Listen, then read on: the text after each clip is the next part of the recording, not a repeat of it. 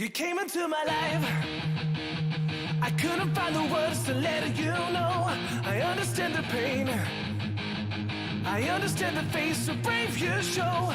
But if only did know the strength you have inside, you have given me a reason. I no longer need to hide. You wanna run away. You say you wanna spread your wings and fly. You wanna break the chains. You ask me if I want to leave tonight. When you only want freedom, we'll just last forever. And if only one moment will stay with me through life, we'll fall in love. And I hope you feel the same. Yeah, yeah, yeah. I can be the one you run to when all your skies turn gray.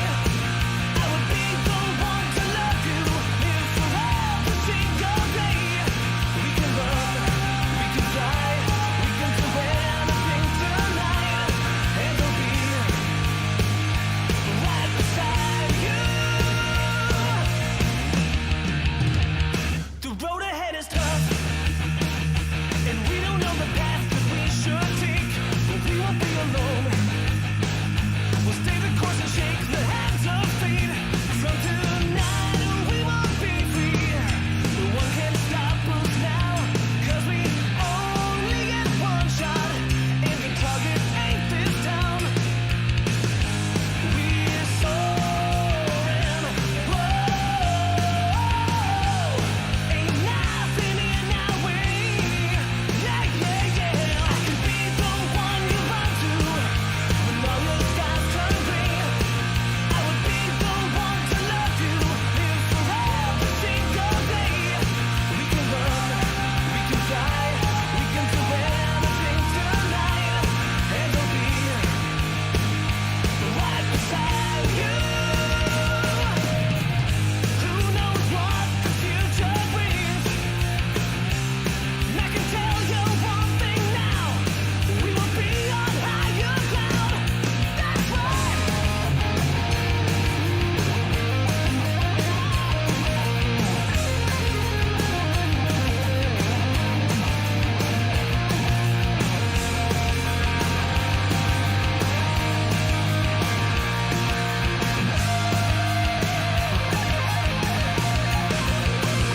You came into my life.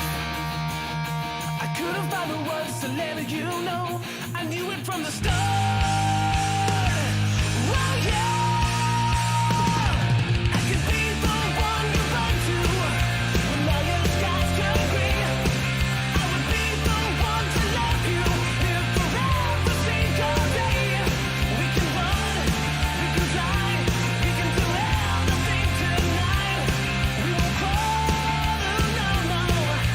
Life would be that way. Onwards and upwards, the only way to live. Never look back, no. You don't need the streets to breathe. We can run, we can fly, we can do anything tonight. We will crawl.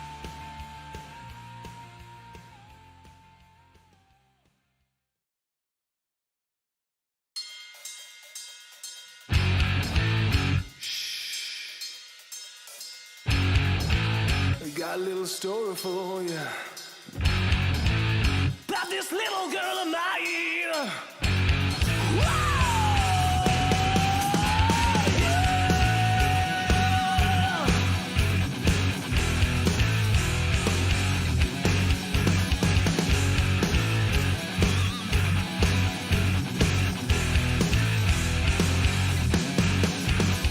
Hey, look, little mademoiselle, twinkle in her eyes that you know so well. What can you do? One look from her and it's all before you. He said, she said, a bittersweet. She's a kind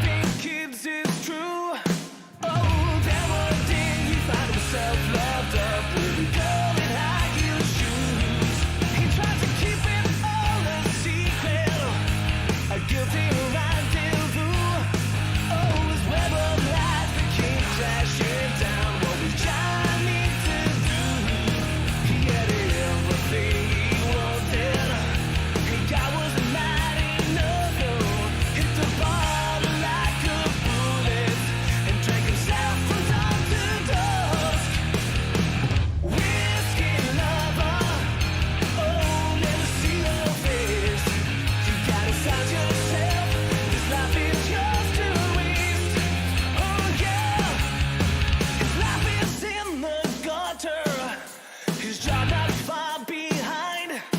Oh, the new girl's gone, she couldn't take no more. Now he's on his own tonight. He tries to call his wife, saying sorry. Wants to see his kids grow tall. Oh, too little, too late, they've up and moved along. From a place to live alone. He had everything he wanted, but he threw it all away, yeah. Hit the ball like a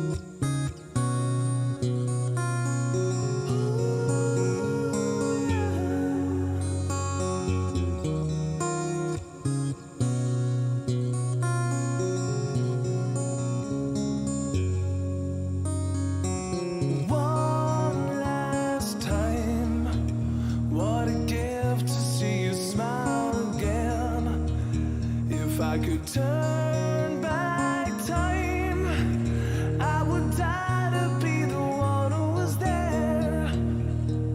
10 years since that fateful night. Why'd you have to go it alone?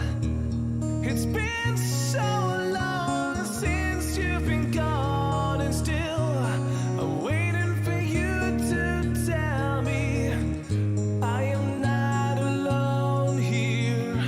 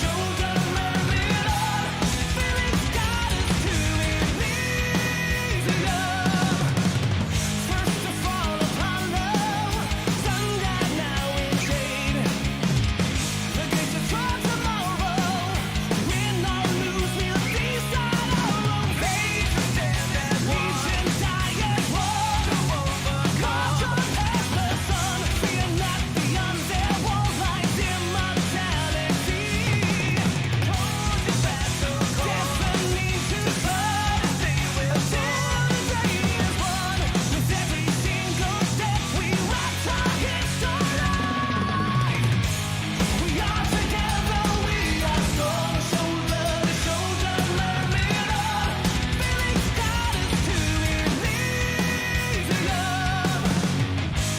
Achilles wings and Hector's fate. Blood side of battle comes this day.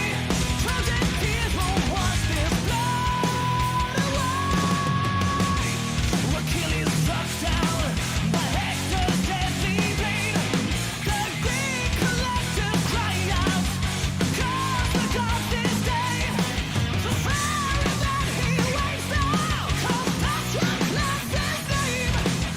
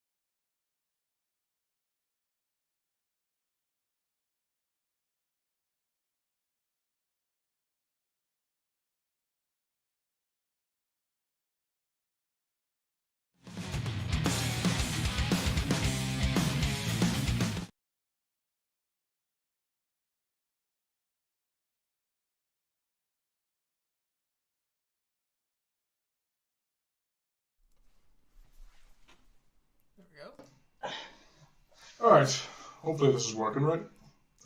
So, have you got the chat box up, Richie? I did the chat box.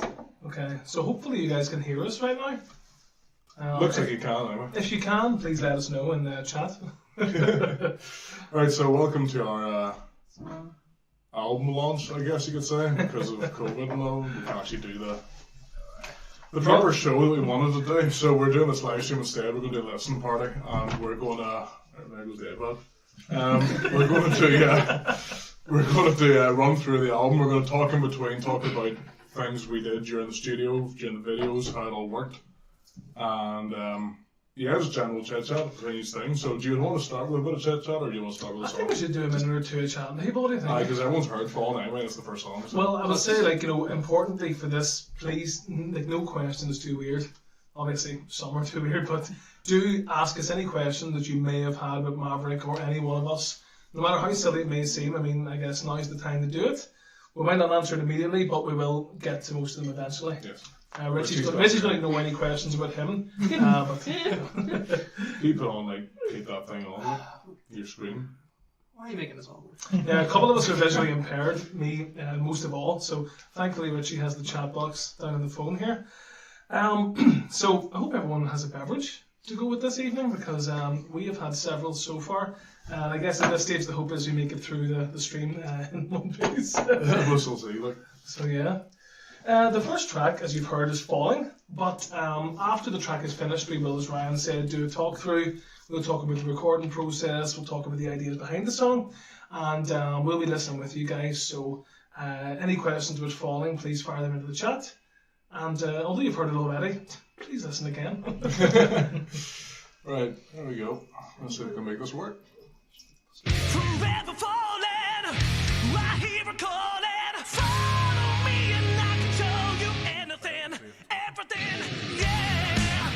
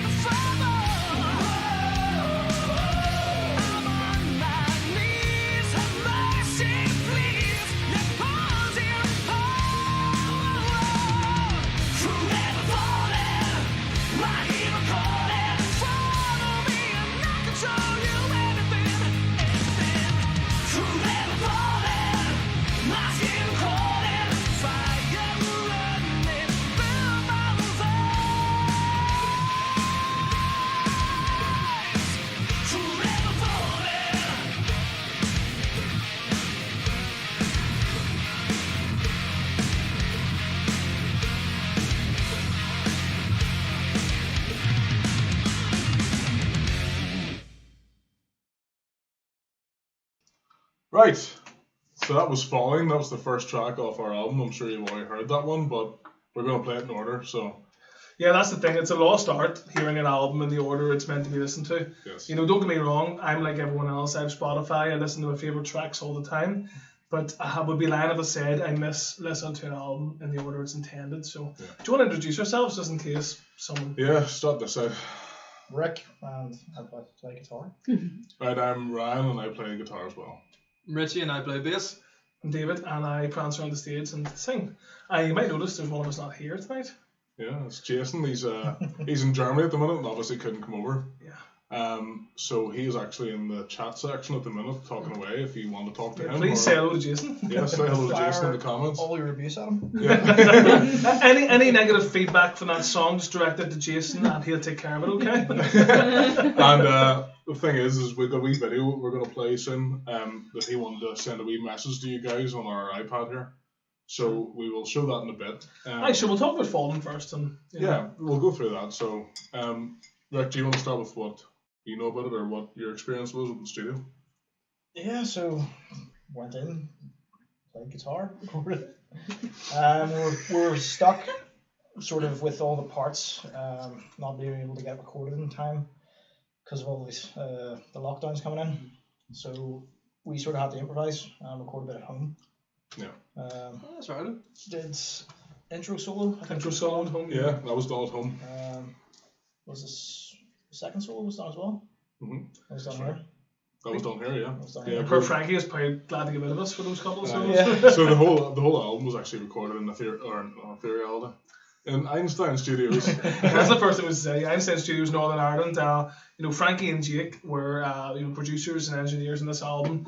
They tolerated our bullshit for the duration. And also, as I've already, like I said on Frankie's page when I left a comment on his Facebook page, we can't say enough good about the guys. I mean, they brought the best out of us. They encouraged us, and they gave us honest opinions and impartial advice and things. And we'll talk more with Frankie and Jake as this goes on, but we salute their patience. First and foremost, they put up with a lot of shit. Yeah, no, it was a great recording process with them because Dave said they were honest. So obviously we're going through stuff, and if the take ourselves are quite harsh on ourselves, if the take wasn't that great, they would also join in. And say it's not that great as well. Obviously we're fine with it, but then to hear a third party say that didn't really help. But No. Well, even Falling was a riff I had since the end of the Big Red sessions, and I kept putting it forward, and the guys kept being like, no. But then it kept changing slightly, and then we finally found another groove that the riff would go with, and we ran with it. And Ryan, when I first sung, I would sing a riff, like hum it to him. When I first sung on the riff, he's like, "That's not a guitar riff." I was like, "Well, yeah, give it some time." So me and Ryan have a very strange songwriting process, but it worked.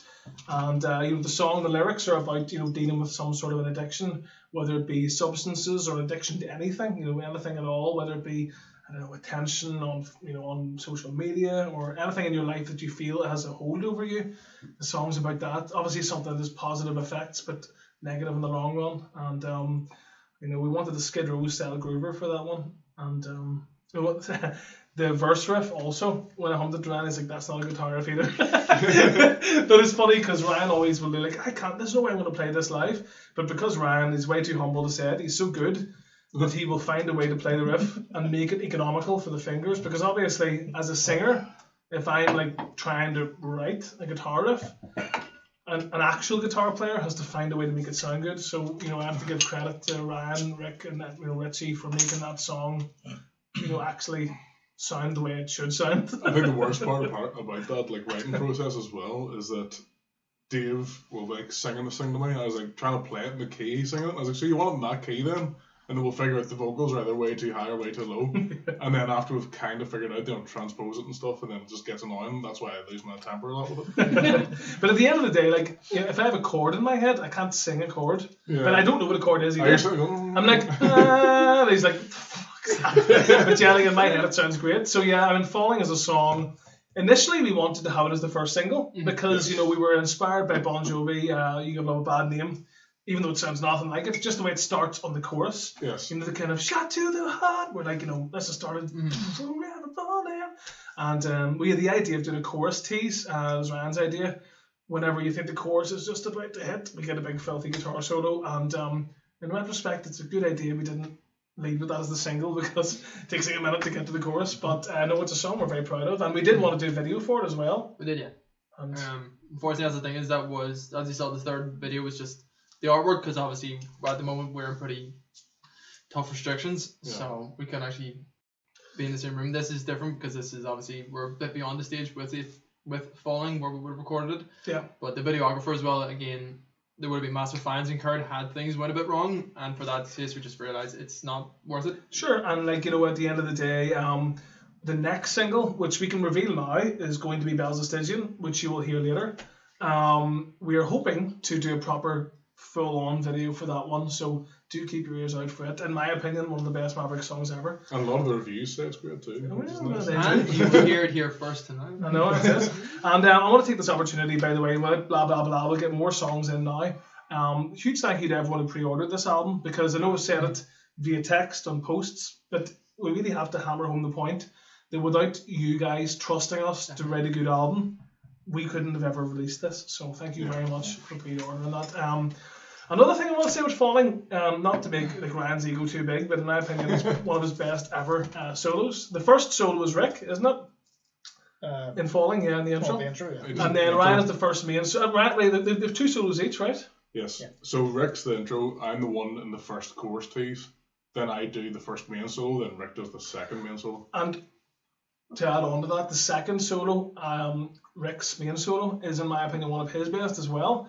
Especially whenever that heavy kind of and you're kind of doing that like, it's really like, in my opinion, it's such a stark contrast to Ryan's style, you know. And I think, you know, we can all say that we're very happy that Rick is, obviously he's been back in the band for about 10 years at this stage, but you know, COVID aside, you know, we're really glad to have an album with Rick back in the fold. It is great because realistically, as bad as this is the first album, we actually haven't had an official second guitarist on it. Yeah, because even with Quid, which Rick did play on, Yeah. he'd only joined. A few solos even. Just, Yeah, he'd only joined not too far before that. Big Red, we were 4-piece technically. Co-Star were 4-piece with Steve Murr handling some of the things. So this is the first album. It's a 5-piece band. So Rick was here for a lot of the songwriting process. So when the songs came, Ricky got a solo. So again, we kind of knew from the get-go of each song, this is this. Whereas with Quid, again, Rick was on it. But it's like, we'll write these songs because he's our guitarist. We want him to have these solos. So this is nice. It's the first technically full-length, full band album. it's the first full length album, but it's still the first album with a full band. But we still haven't even played live with Jason yet, which is I know. still weird. And he's been in the band over a year now, so. Every time I mention Jason, I have to go, woo! No, but that's another thing that's important with this. We talked with Frankie earlier. You'll notice, guys, I'm sure everyone who's heard the singles, that this is definitely, sonically, the heaviest Maverick album yet. And a lot of that is down to Frankie and Jake's production and the heavy guitar tone that Ryan brought to the table. Especially with this next one, it's absolutely filthy. When you hear this song here, you'll hear the guitar tones and all. We're not going to bore you any longer. We're going to head straight into Thirst. You haven't heard this one yet, so keep your ears peeled.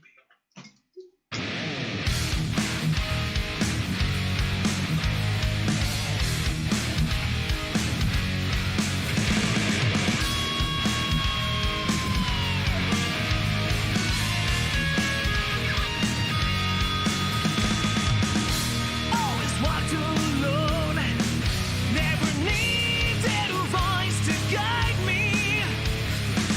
That night I came undone,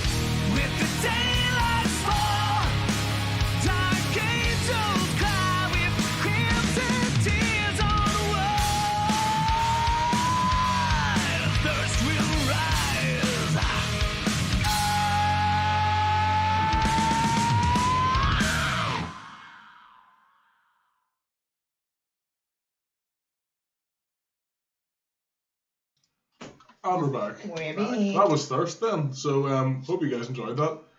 That one was very much was what? Track 2. It was. Very much track 2. As you can tell, we can most certainly count to 2. So It's a start. yeah. So the lyrics, Dave, if you want to go with that. Well, yeah, I mean, like, Ryan wrote this absolutely filthy riff, as you can hear, and I mean that in the best way possible. It was like, to me, it was such a dark, like, kind of, it reminded me of, like, stuff like Lynch Mob, that kind of really groovy, dark, like, hard rock. And, you know, as me and like myself and Ryan put the song together, and as we did, the song started to unfold. The vocal lines are usually the last thing written. We'll usually, well, not always, but the poppier song is the first thing written sometimes. But with those kind of more riff-orientated songs, it's usually the last thing written. So we had all the guitar in place, really sludgy stuff. And especially the pre-chorus, you can barely hear it because the vocals are quite complex. But there's a lot of kind of like a lot of going on in there. So whenever I heard it, it had a dark kind of feel to it, and I like you know anyone that like has Maverick albums, you guys know that we like to write songs about our favorite films, So I always wanted to write a song specifically about vampires. So this one's about the Lost Boys.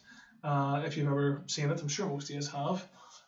Cult classic from the 80s. So yeah, although it's not directly about it, a lot of it is the lyrics are a reference to him speaking to the vampire who turned him kind of thing, and you promise heaven but you sentence me to hell. It's like all these great things, you're going to live forever, but you didn't tell me I wouldn't be able to go outside again, that I'd constantly be dying of thirst, as the song's called, and all that. So yeah, it was written that way, and I'll be honest, the lyrics kind of write themselves once we've put the music in place and we have the vocal melodies. It's easy enough to do, and Sure. credit to Ryan for that riff. It started the whole thing off. It really was great. No, when writing the music for that, like, it was, as Dave said, it was very much like a Lynch Mob inspired kind of thing. It was I was liking the whole like heavy but kind of dissonant style of writing at that point, whatever day that was, like. And and I was trying to write something that was a bit more George Lynchy and a bit more like ear candy kind of thing, something different, because we do a lot of, like, I think we try with, well, I guess we're trying more now, is to not just be like a rock band that just does the one kind of song. There's a lot of bands that do that, but we're trying. There's nothing wrong with that.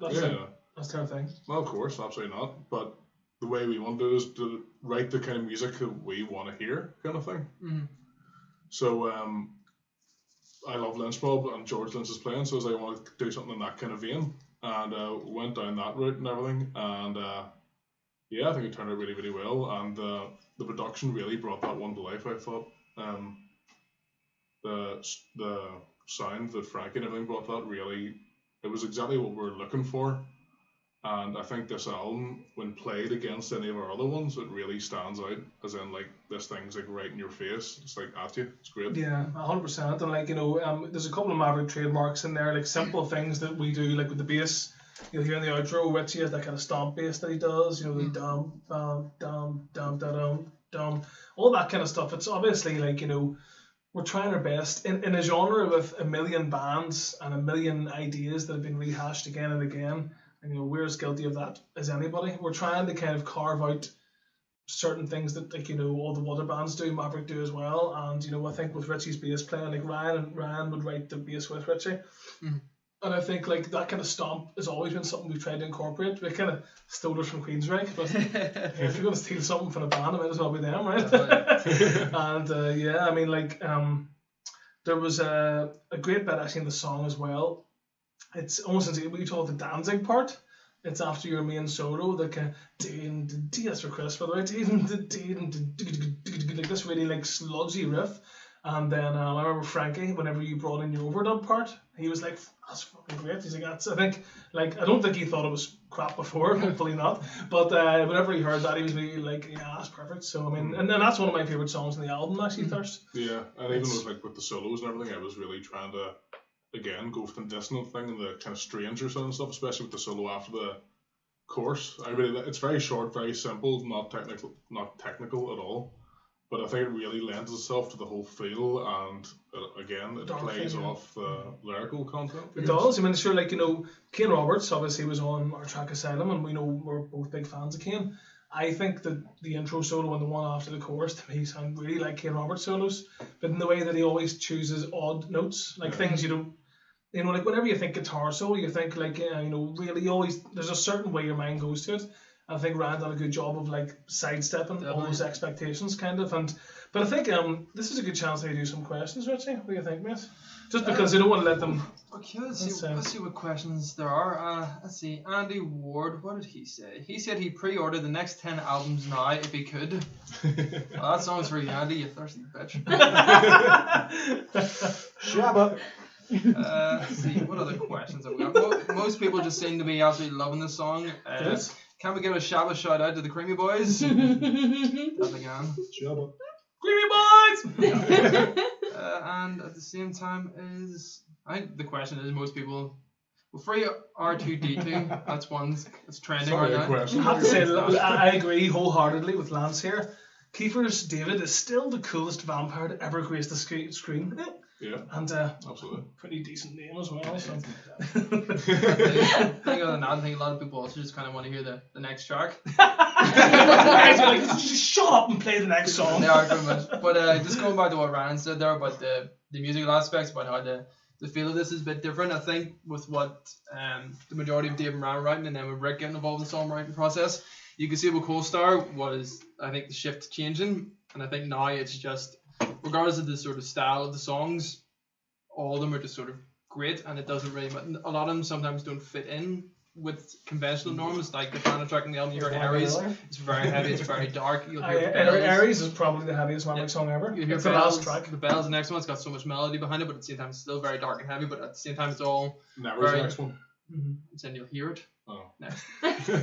And it's the next single. Okay, yeah. With all those things, but you can kind of hear that, like, it's just at the moment, it's just sort of, No, but you're right. the music Richie. is definitely very Maverick, but at the same time, it's just now, the songs getting written are just all sound like them, and it doesn't matter, they're not falling into stuff, it's just great songs going forward now, and that's kind of always been the ethos. Yeah, I mean, and I would say for this next track, Never, once again, it's a track you guys haven't heard yet.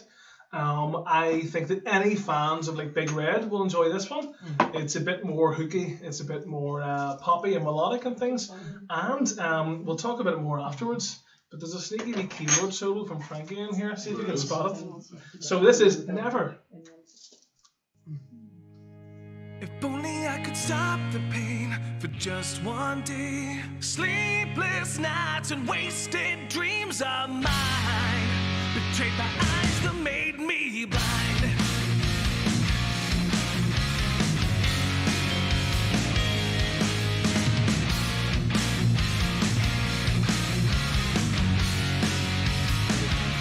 With every time I hear your name, I see one face reminded of the days gone by. And though it seems so far away, memories stay. Maybe time will heal this wounded soul, and broken wings will let me fly. I'll never be the one. I'll never see the sun. I'll never reach my arms to hold you. It always seems like yesterday the choice was made under light of winter sun. Now see the person I've become with love undone. Seasons change, but pain won't go away. Betrayed by eyes that made me blind. Whoa. And broken wings won't let me fly. I'll never be the one. I'll never see the sun. I'll never reach my arms to hold you. I'll never look to find the little bit of peace of mind. I'll never use these eyes to see you.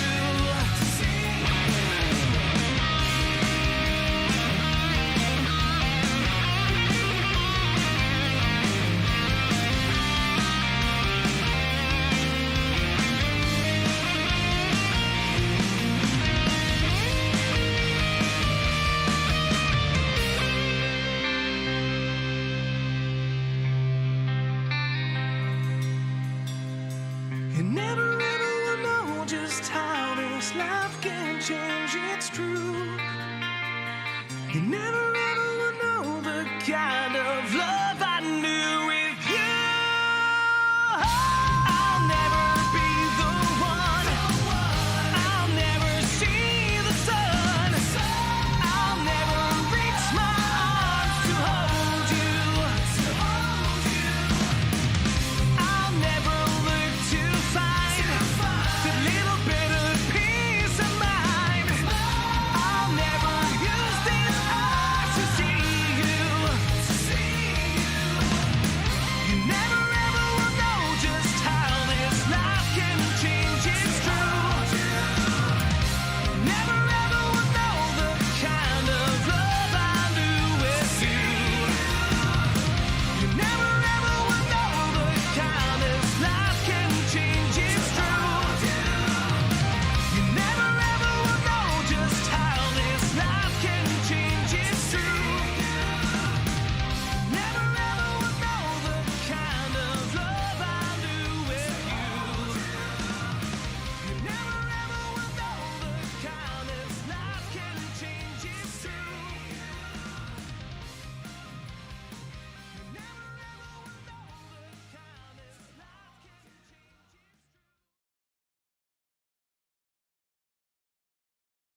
Back. We are back. We're back in the studio, and that was never. No, so that was never, guys. First things first, I want to say a huge thanks to Frankie McClay for his awesome keyboard solo. You'll hear it during the outro. We're never, never will know. The whole underneath, Frankie is absolutely tearing it up. Yes. And, you know, he done that virtually in one take. You know, we actually bullied him to do a solo in this album. It was something we wanted to do. The guy is a fantastic keyboard player. He's far, far, far too humble as well. The guy can play anything. And we finally convinced him to do a wee solo on our album. So we're very, very chuffed about that. Very chuffed about So I that. remember in my day of recording, I asked him one of the songs because I was showing up like mid-July. I think you'd already recorded a couple of songs, Dave, and so I was like, "Can I hear Dave's vocals on some?" So we played Never, and then he just started fucking around on the keyboard.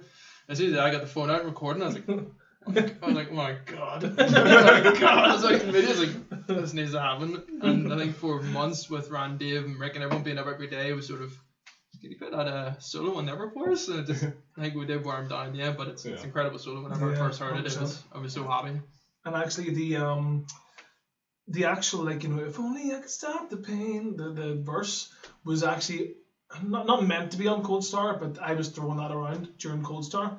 But, you know, the other songs were already too far ahead, and it just didn't fit. And I'm really glad we fit it into this one because we always like the idea, like myself and Ryan are big sticklers for, in a very, how do you say it? In a quite predictable genre of music, and I don't mean that as a criticism, but in a quite predictable genre of music, it's nice to throw in slightly smart arrangement, like a little different arrangement things. So like we'll start on the verse, but we'll make it nice and catchy, so it sounds like it could be the chorus. Yeah. And then whenever the verse actually hits, they're like, "Oh, it's just the verse," and like, so it's like it's not like traditional ABC arrangement. And you know, myself and Ryan like wrote that one just essentially it was more or less over a couple of sessions.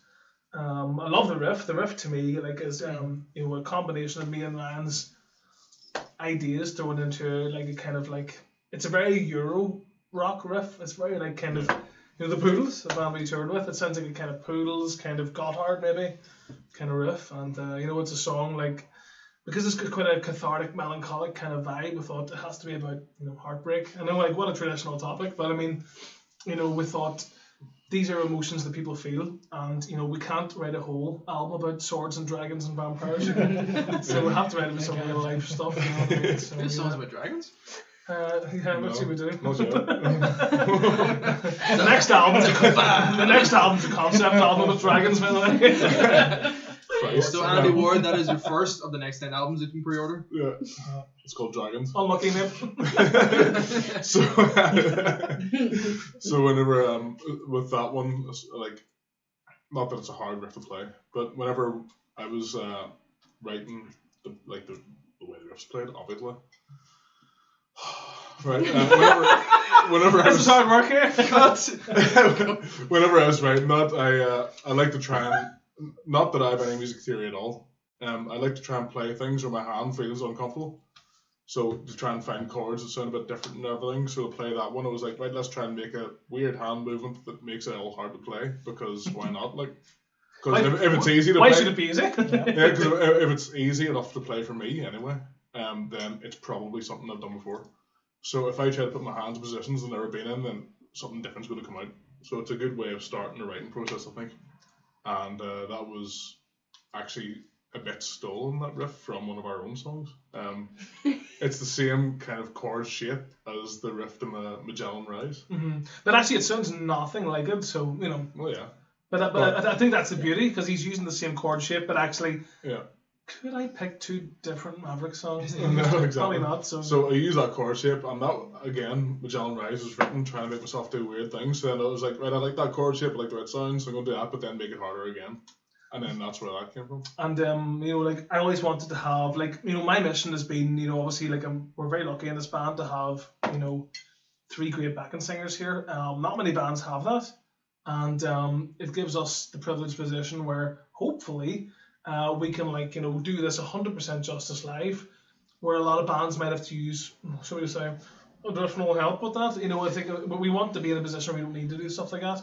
So when you hear, like, when I'm like, I'll never be the one, like the one, is like a harmony, Call and response. like a call and response thing, and like Rick takes the lead on that one, and me and Ryan beefed it up underneath with like a kind of supporting melody line, and we also done a gang vocal as well, so we wanted to sound like it was like you guys shouting back at us kind of thing.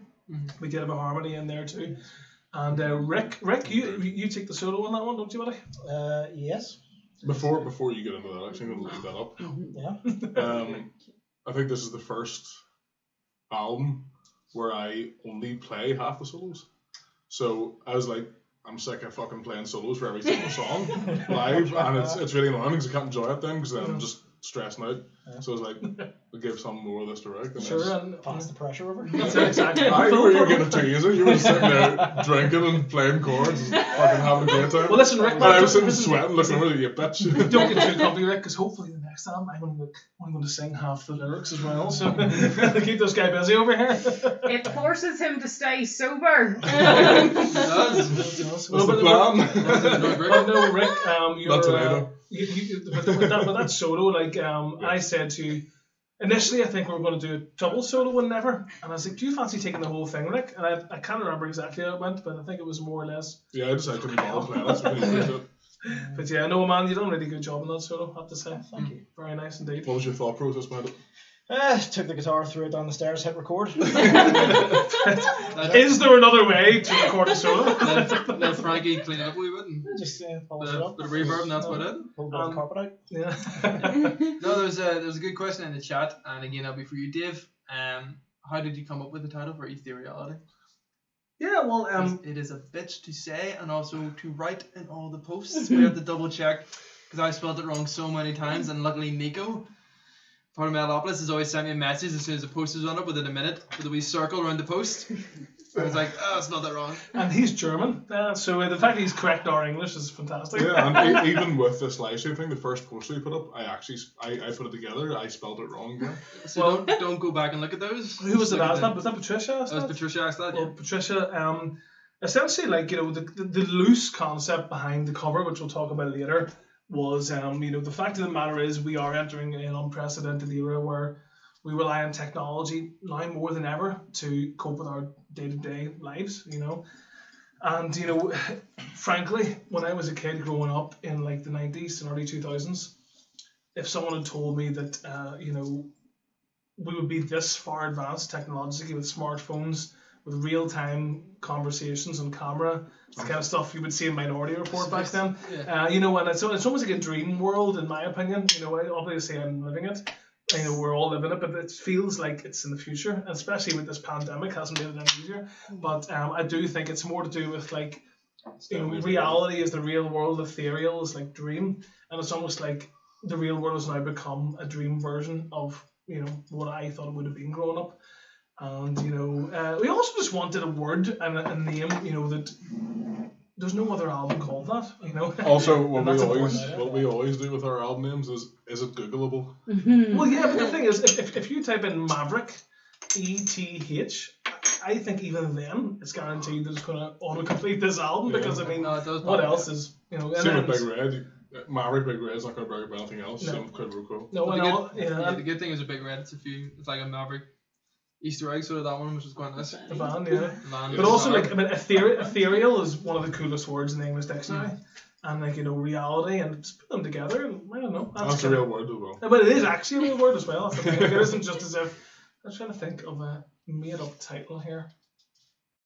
What the hell was that? I'm on the spot, so I can't think of one. But it's not just. There is definitely ones out there. Those like, Euro power metal bands that put two words together and just like that's our album cover. I'll think of one during the next song. Yeah. But yeah, so we just thought it was a cool name, Italian. I mean, that is definitely That's one. definitely But yeah, like and those guys were fucking great, by the way. Yeah. But it's just but wanted a Googleable term that is different. And yeah, other questions there.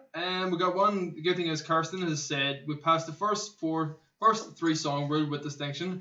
So Kirsten, you have a white T-shirt in the post because white band T-shirts are your favorite. That's right. We actually made the white Cold Hard Answer T-shirts primarily because Kirsten told us to, and he's like a 6'5" German, and I'm not going to tell him no. So, And our manager Eddie was being a bitch about it and said, he was like, no one likes white t-shirts, no one buys them. And then We I remember told him Kirsten likes white T-shirts. I remember one of the first show of the tour we did after that, where we didn't have white t-shirts anymore. The very first person who got to the merch booth said there's no white t-shirts, and he was like, "What the fuck?" so he was not happy about that. So, But Rick, I got one for you. Did Rick complete the Guinness challenge? Can anyone confirm? Unfortunately, Gareth, there's no Guinness logo on the glass, so I can't. well, that's just not good enough. That's I got not. one for you as well. I'll try it again. I got one for you as well, Dave, from Steph. Dave, I believe your lyrics have come on in leaps and bounds over the years. Is that something you consciously work on or just natural evolution? Cheers, Steph. Thank you, mate. I appreciate that. Don't get me wrong. Like, Maverick from time to time, and especially in the past, does have more like cliched lyrics from time to time. But that is like an intentional, conscious decision, or it's a bit tongue in cheek, with some of our older songs. But yeah, I mean, lyrics are definitely something that I work on, and I do try to get better at because there's so many bands, and me and Ryan, like this is probably Ryan's biggest pet peeve with music. He really has a problem with bad lyrics. I do. And, if any song doesn't have a good it doesn't have good Yeah. lyrics, I can't listen to it. It's shit. And obviously, whenever I have There's you can find more info on this one.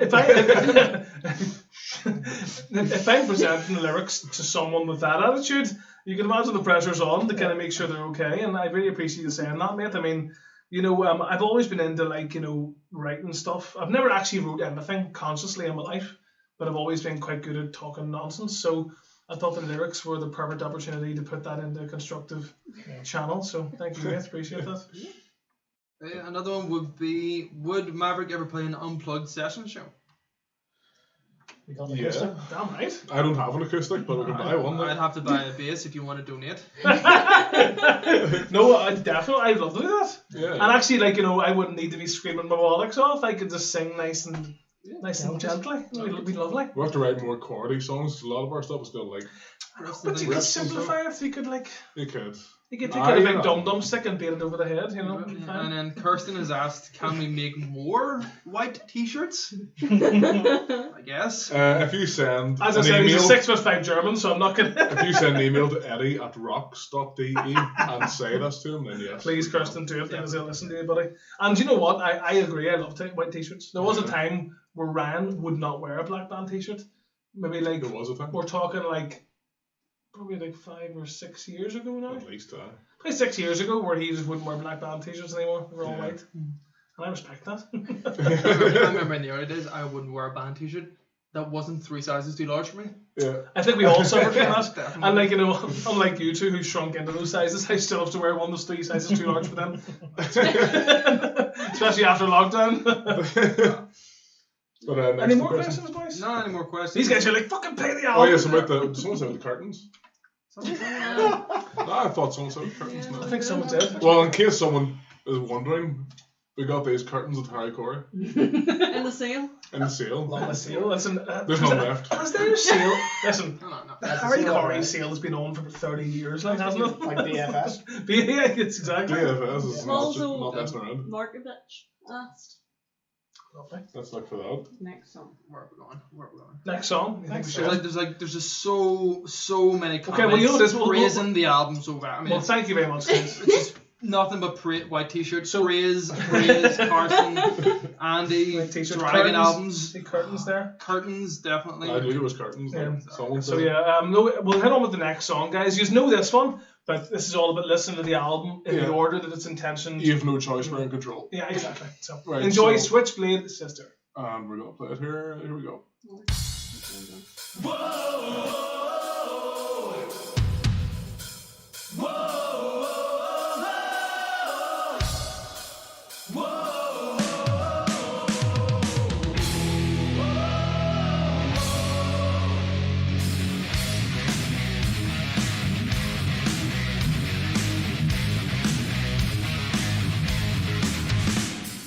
I know never number one when you need someone to hold you, but I'll do just fine.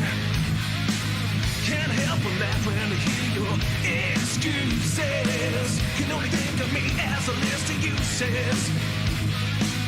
When I can't say no, this truth you know.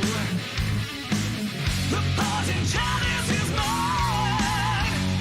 When every time I close my eyes, my switchblade sister whispers my lullaby. Switchblade sister, you cut my burning heart apart.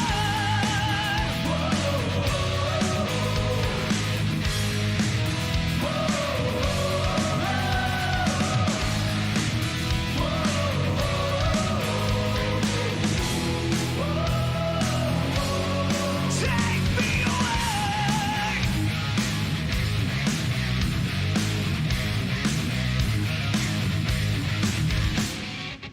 One day you wish you made a change and you wonder why I'm colder. Too late this time. Can't wait, get tired of the days while bleeding. We'll never heal a scar that I keep abusing. When we won't say no, this truth I know. The parting chalice is mine. When every time I close my eyes, my switchblade sister whispers my lullaby. Switchblade sister, you cut my burning heart apart.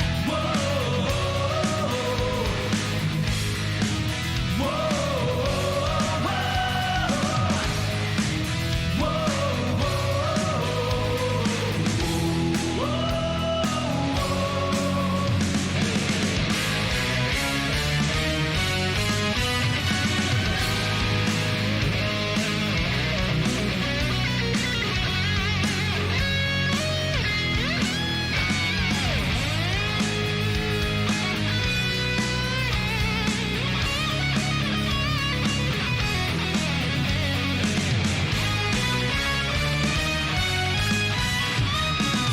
Switchblade sister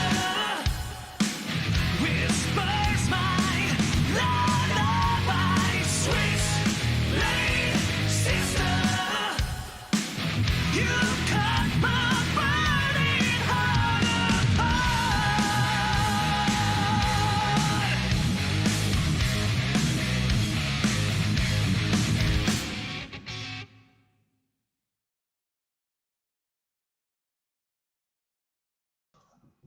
Okay, so that was Switchblade Sister. Thank you. Switchblade Sister. And, Switchblade, thank you. it was Switchblade, thank you. And yes, that was obviously the first single release. So if you haven't heard by now, then I don't know why you're even watching this. It's a good point, yes. No, but yeah, I mean, like, it was initially we never even considered Switchblade as the debut single, and I think Frankie and Jake were just way too polite to say it's got to be that one kind of thing. And whenever we initially, like, it's almost like they were trying to like feed us breadcrumbs to make us think that we came up with the idea of doing it as the first single. We're like, no, what about about Switchblade? And they're like, yes, that one there was you taking it.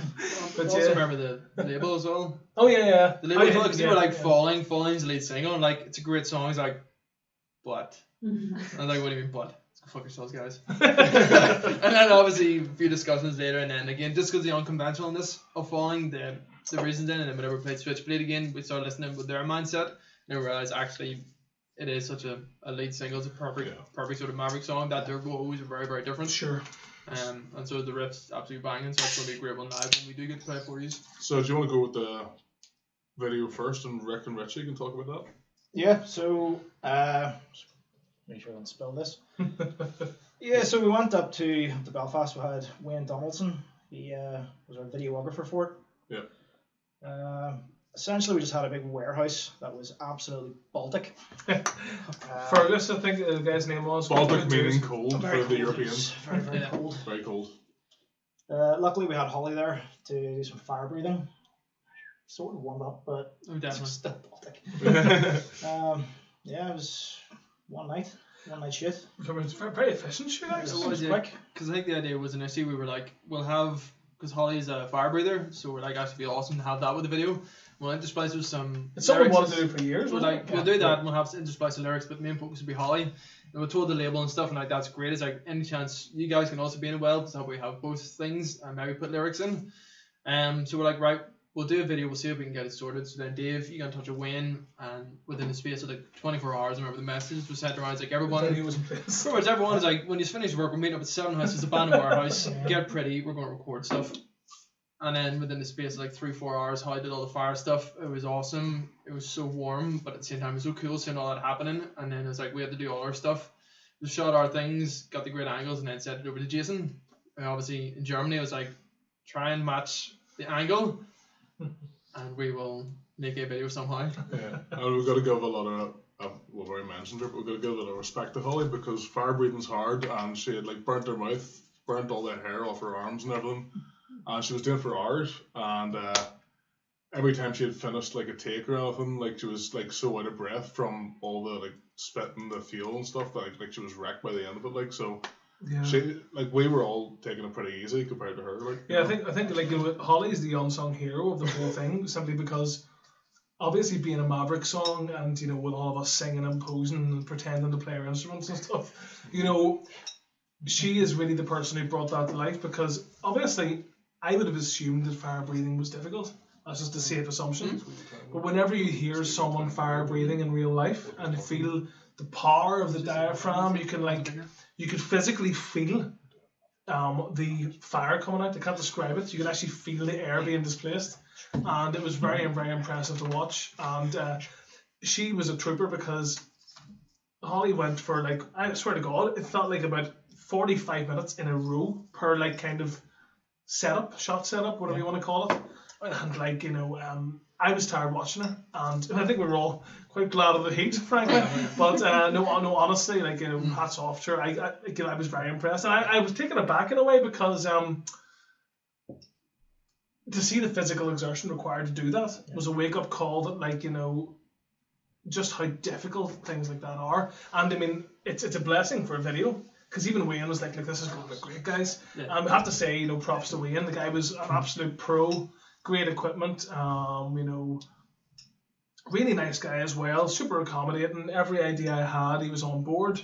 You know, and we are going to do a video in future with Wayne where he takes full control. But this leads us on to, we must thank, you know, the other unsung hero of this, Mr. Alex Frey, who put this entire video together. Luckily, very talented photographer Dominic Pence, good friend of ours, shot Jason's parts, and then we were able to put Dominic's shots of Jason with Wayne's shot of us and Holly, and he edited it together beautifully. Even Wayne was taken aback. Wayne said, "Look, whoever this editor is has done a great job. He's doing like shaky cam shots, zoomed in. He added ember effects across the screen. Yeah. He edited it such slick, quick cuts. Like really, you're never bored watching that video. Like even if you don't like the song, the cuts are so quick. They're like, you know, Realistically, you wouldn't think that it was actually shot in 2 separate countries. no. Because of that, No. And thank you to Fergus for giving us the space to do the video. I've never seen a guy more laid back in my life. It's like, is it okay if we we shoot a video upstairs? Aye, mate. And play music loud? Yeah. And can we breathe fire as well? Go ahead, mate. I used to be in a circus. I can see it's perfect. And I just opened the door. He's like, "It's up there." And And he just walked away, and we didn't see him again. He trusted us completely. Yeah. Fair play to him. And I think, without shitting on anyone, you would love everyone to be that easy going. Yeah. They trusted us to take care of our business, not leave a mess, and get out. And props to him and Alex. I mean, Alex's time frame has to be talked about. Yeah. We gave him a ridiculous time frame to edit that video together. And 2 years. As a classic Maverick. and his classic It Maverick was a last couple of minute. days, yeah. But no, fair play to Alex. Guy was A awesome. few days before the video was meant to be released, Alex, here it is. And I would say, I keep talking about the unsung hero. There's the third unsung hero is to this one. Whenever I was listening to back with South Gang, if anyone knows South Gang, they have a song called Tainted Angel. They're a hard rock band from the 80s. And in the chorus, there's like this kind of awesome, almost like a group of soul singers in the background. The chorus is like, Tainted Angel, all these female voices underneath the lead singer's voice. And that was my inspiration. It's like, Ryan, listen, gotta get female singers in this chorus. Ryan agreed immediately. He was like, good idea. So both myself and Ryan are very lucky I'm married and he is engaged to two fantastically talented singers in Rebecca Hall and Shona Balfour Lyons. And those guys done great harmonies. Next time we listen to Switchblade's Sister, listen to it in good quality cans and actually have a listen, and you can hear their awesome voices making me sound good. So thank you so much to them, for lending their very talented voices to this. And then going for one thing that Mark said in the thing, did a ridiculous Facebook block after Switchblade affected production or advertising. It actually surprisingly I did. I did, but it also it did fucked the everything opposite. up, yes. It fucked everything up, but also did the opposite. Well, and that's another thing. Thank you very much for guys and people who were supporting us during that nonsense. And really, I think whenever I made that status whinging about the page being taken down, everyone that jumped in to say, what a ridiculous reason for doing something like that. And so thank you. It is so weird that happened, and then the only thing we can kind of think of is at the end, whenever we were able to post it back up again, we're just able to take the piss and be like, what, the video's that good, it's got pulled and stuff. And again, I think maybe just people were like, why is the video pulled? So it might have helped with some of the views and things of that stage, because what's so controversial about apparently it? it was something to do with sexual imagery. Holly was wearing more clothes than most girls in my Instagram feed, frankly. Ain't all about Holly. That's why. it was his dirty chest hair. That I had covered up so much because it was so fucking but cold. honestly, what a ridiculous reason for a band. And we'll just say thank you to that person, because if anything, the page is still up, and if anything, we got more views. So, people were like, "What's in this video?" They've got banned, and they see us and like, "Oh, okay." What's it like? Kim. So then next they're like, "Oh, that's right." Any other good questions before we fire on? we should talk about the fucking Switchblade one. I would want to bore the life of them. Well, Switchblade. Oh, there's one. Well, that's one, but that's for the next one. But yes, it was much more of a. It was again trying to write a wee bit differently than our standard. Do you remember how it started? Nope. It was the post-chorus dam. So essentially, the riff that happens underneath the it was in Coleraine.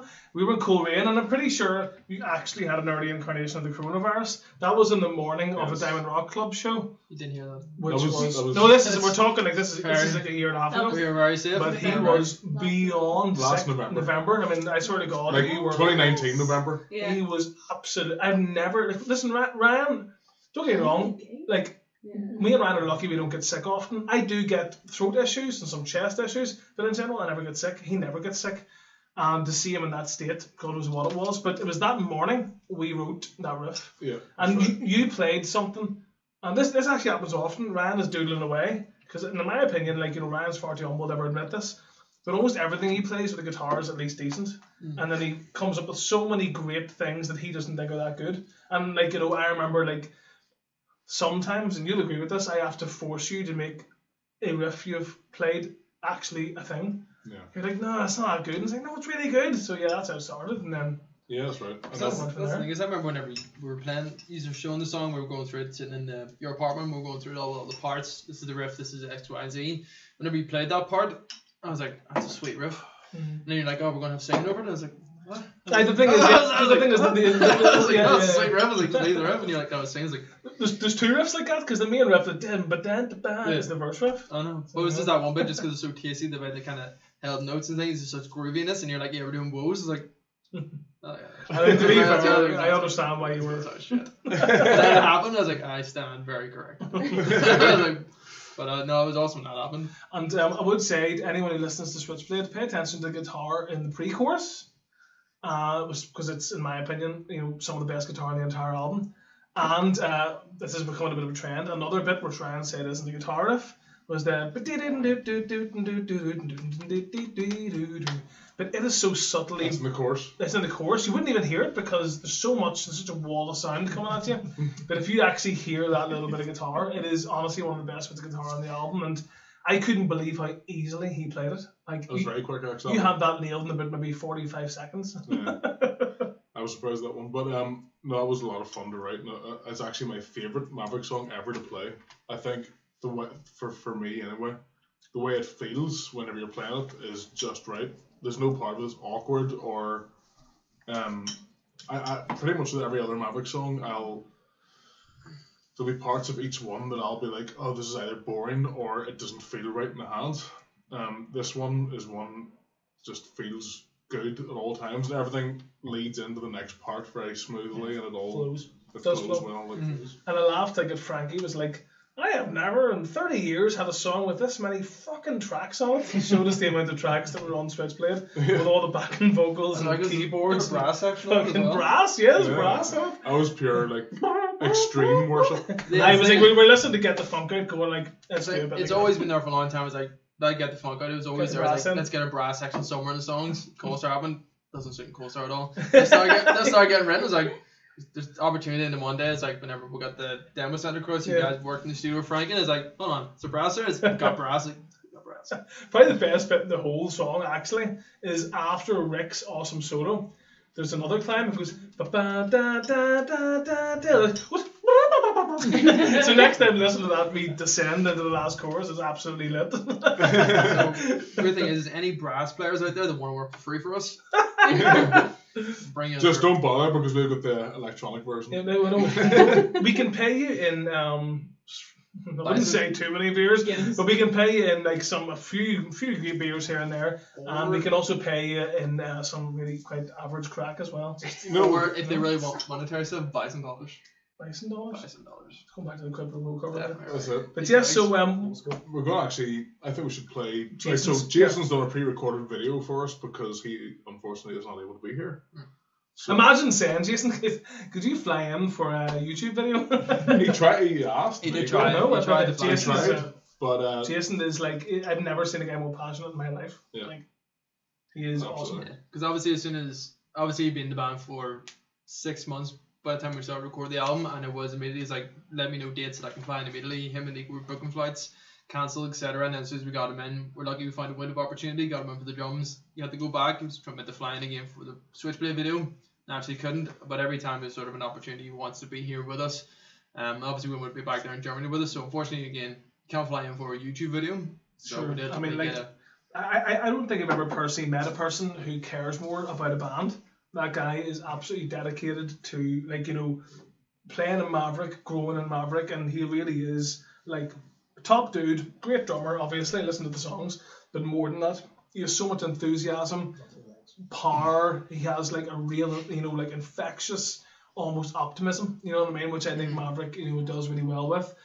And we're really looking forward to, obviously COVID has changed things, but we're really looking forward to actually enjoying some tours with Jason and really showing him what the Maverick drinking experience is all about. apparently Jason's just chimed in the chat, he is on his way, so It's on your way, he's mate. gonna be through those doors. Well, Listen, mate, he'll we're going to be 2 late. By the time you arrive, we'll be on our back, mate. I know. And he'll have to stay for 2 weeks in quarantine. So, It's actually it's not worth it all, Jason. Don't. so I'm going to play this video here, and because we've never done a live stream before, we don't know how to do this. So we're just going to play it on an iPad. So make sure the volume's cranked there. That's how we go at this, and he's going to laugh at us Can you get later. his pretty face in the thing? So let's see. Oh, there you go. There he is. So let's see if we can It's Jason, our drummer, in case anyone doesn't know. And hopefully There the we go. microphone picks it up. That's pretty centered. Let's try this. Hey guys, Jason here out of my rehearsal place in Wuppertal, Germany. Before I start talking bullshit, I just want to say thank you guys so much for making this record even possible for us. I really appreciate that. And I cannot be in Belfast right now, so I have to celebrate the album release by my own here alone. So I'm really looking forward to meet you guys in the chat tonight, in the live stream. And like I said, thank you guys so much. This record is really great. I love the record, and I'm pretty sure you guys will love it too. So thank you guys so much for tuning in, and take care. See you guys soon, hopefully soon on the road, and goodbye. It's almost like he's here with us. Well, cheers, Jason, buddy, and we really wish you could be here as well. So, we will crack on with the next song. This, in my opinion, is one of the best ever Maverick songs. We'll talk in depth more about it afterwards.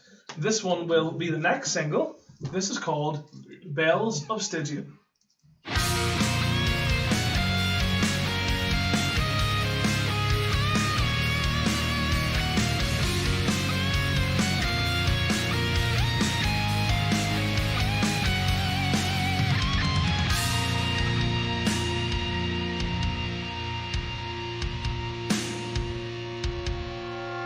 I will protect you.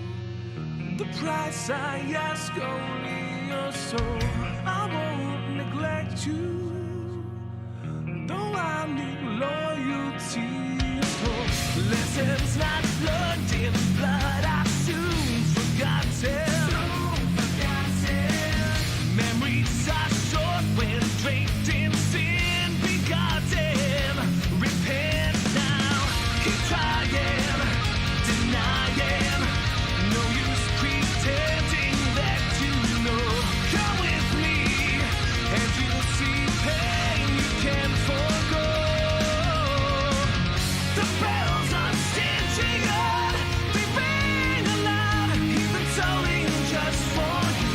The bells on Stygium, beneath the shrine, see the lights of truth. The oldest stories told of hope and promise serve as reminders for your future darkness.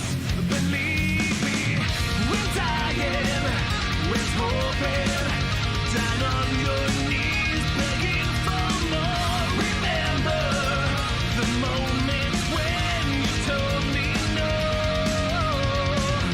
The bells on Stygium, they ring aloud, hear them tolling just for you. The bells on Stygium, beneath the shrine, see the lights of truth.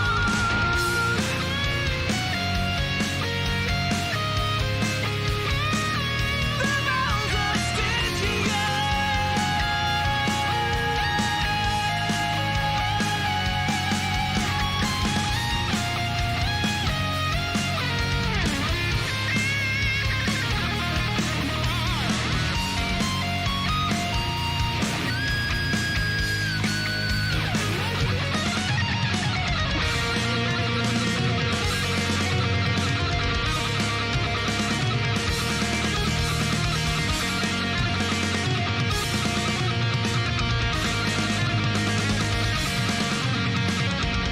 I can't protect you. The hourglass has run too low. I will forget you. Not spend eternity alone. The bells on Stygium, they ring aloud, hear them tolling just for you. The bells on Stygium, beneath the shrine, see the lights of truth.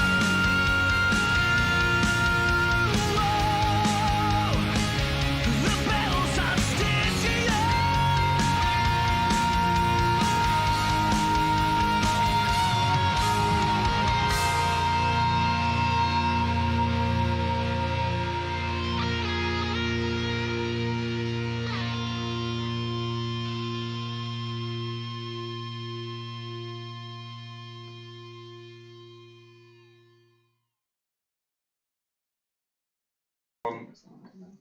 Well, guys, that was Bells of Stygium.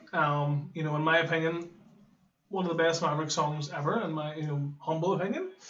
I think that we have to give props first and foremost to my brother Ryan for this one, because almost every song that Maverick writes is a collaborative effort. And don't get me wrong, this one was, but to a much lesser degree. All of the music was pretty much written by Ryan in a single session, isn't that right? Yeah. I was sitting in my parents' house at the time, and I started writing. I found this guitar melody, and I was like, I like that, and I kept trying to change it every time so it didn't get boring. So then I started doing the chord structures and everything beneath it, and verse, pre-chorus, and it all came together very quickly. I think I wrote it in maybe about 25 minutes, 30 minutes, 25 minutes maybe. And then just sat and recorded it on Welcome Back, Rick. He wants a drink. Here. I saw an opportunity. So I started recording it as like a demo thing with my Axe effects or whatever on my computer, and then I sent over the music to the guys, and I was like, right, so I think I've got a song here. What do you think of this? And apart from one edit, as far as what's the word? Arrangement goes. They're all just like, that's great. We'll just go with that. Which never happens. It's always someone's got an opinion on something, and that's fine, and that's the way we work. But that one I was kind of surprised. Everyone was just like, yeah, that's great. So it worked out like that, and everyone was happy, and everyone, like, a lot of the reviews seem to like it and say it's one of our best songs ever, and some think it is our best song ever. I really like it myself, not only because it was written the way it was written, but I just like the feel of it and the contrast between the different parts. Well, like a band that myself and Ryan and Richie as well loved growing up was Blind Guardian. They had a very distinctive style where one of the guitar players, Marcus, would always play the rhythm parts, and the other guitar player, Andre, would always play lead. But they're one of the only bands that I'm aware of where sometimes Andre, the lead player, would stick on the lead guitar the entire song. Rather than play traditional riffs, he'd be playing lead licks, lead lines, things like that. And, it's not something Maverick ever aspired to do, but I think it's important to say that this is the first time it ever did happen. The only time when Ryan doesn't play a lead guitar riff is the verse. Every other time you're on high strings. Yeah. And definitely unique in that sense. And it also, there's no like shreddy kind of solo parts in this, really. No, not really. I think there's like one single flurry in the main solo, but even it is still very humble. Like it's more about the melody. It's more about the feel of it. And whenever Ryan showed it to me, the song, the lyrics just wrote themselves. Like in Maverick, we always have an open mind with everything. Some people in the band are religious, but some people in the band have their own beliefs. But we would never ever discriminate against someone for their beliefs. So let me say that before I say this. But the song is about religion, and perhaps sometimes where it is not used so positively. People using religion to manipulate people, or perhaps give them radical views on certain things. And I think it's interesting to explore the darker side of religion, but it's important not to misconstrue that as anything to do with religion. Like, me and Maverick, respect everyone's rights to believe whatever they want. But religion is such an ancient, age-old thing that's always existed in human society that it's important to sing about things like that. And a lot of bands shy away from it because it's a controversial topic or whatever you want to say. Especially if you want to paint it in the darker light. But look at the negative effects. Yeah, the negative sides, but we're always very careful. We're never specific about anything. We want to leave our lyrics as ambiguous as the camera just handed around a beer there. We always want to keep our lyrics as ambiguous as possible because we want an S21 Ultra. Hand you a beer. Because we do want the listener to be able to interpret the song themselves as well. But yeah. So yeah, no, it's I think that's one of the things that's going back, and some of the reviewers have hit on the head with this current album. I think they could see it definitely in Co-Star was the lyrical progression, because as you've said earlier, yes, a lot of the bands in similar genres and us, it's very easy to fall into the tropes and easy things, but it's one thing that's very nice and it does get overlooked at times is the lyrics that Dave does do for us. Again, it's very simple to sing about partying, drinking, having a good time. We all love that, and we do have songs about that. Again, simple song, the last album, Kings, Whiskey Lover before that, they're just pure drinking songs, but this time there are lyrics that have a slightly more realistic feel to them, and again, Bells, as you said, there's no... Not falling into cliches. Not falling into the cliches, that's right. But yeah, no, Falling into the cliches. Never falling. Shut that bad. Aries? Put that in there. Thank you, Richie. Appreciate But stuff that. like that again, because again, Bells, it's not an easy topic to talk about religion at times. Again, you obviously potentially may upset, offend someone, and that's the thing. Is, but Especially in this country. The whole intention with this song is like not to offend people because it's not specific. but also to offend people. And yeah, no, so it's definitely one of the best Maverick songs ever in my opinion. The majority of the credit has to go, to Ryan for him essentially writing the whole music himself. Another thing I would say that's interesting is that, whenever people listen to our style of hard rock, not many bands will sing about anything beyond heartbreak, if you want to say that. So, with this album, there is heartbreak songs like Never, the last one, which you're going to hear. There's songs to do with relationships and things like that. Mm-hmm. But sometimes it's fun to sing about other stuff. I mean, Iron Maiden is one of my favourite bands, and they sing about everything. They sing about history, battles, Movies. whatever, movies. They sing about anything, and I think it's important to... What's the one they sung about Predator? With the Mercenary off Brave New World. Yeah. But even things like that, it's important. I think you shouldn't, keep yourself too limited in what you sing about. Yeah. So, is there any questions, Richie, buddy? There's one coming in. I know it's I don't think it's the next song, but we just had a question. Was how long did it take Maverick to write the last one? Incredible song, fantastic video to match. So that's from Ryan. Well, so again, I know it's not the next song, but it's... What we could do is it the next song? No. Angel 6 next? Yeah. What we'll do is we'll answer that. Who asked that one? Ryan. Ryan. So Ryan, we'll answer that during the last one, just because it's better to keep all that stuff together, and it might be easier. Yeah, we'll definitely come back to that. Yeah. But another thing I will say is Jason done a great job in Bells of Stygium. I like his big drum section. Very kick-ass, man. So the next song is one of my favourite songs in the whole album, actually. This one here is a great upbeat track. This one is called Angels 6.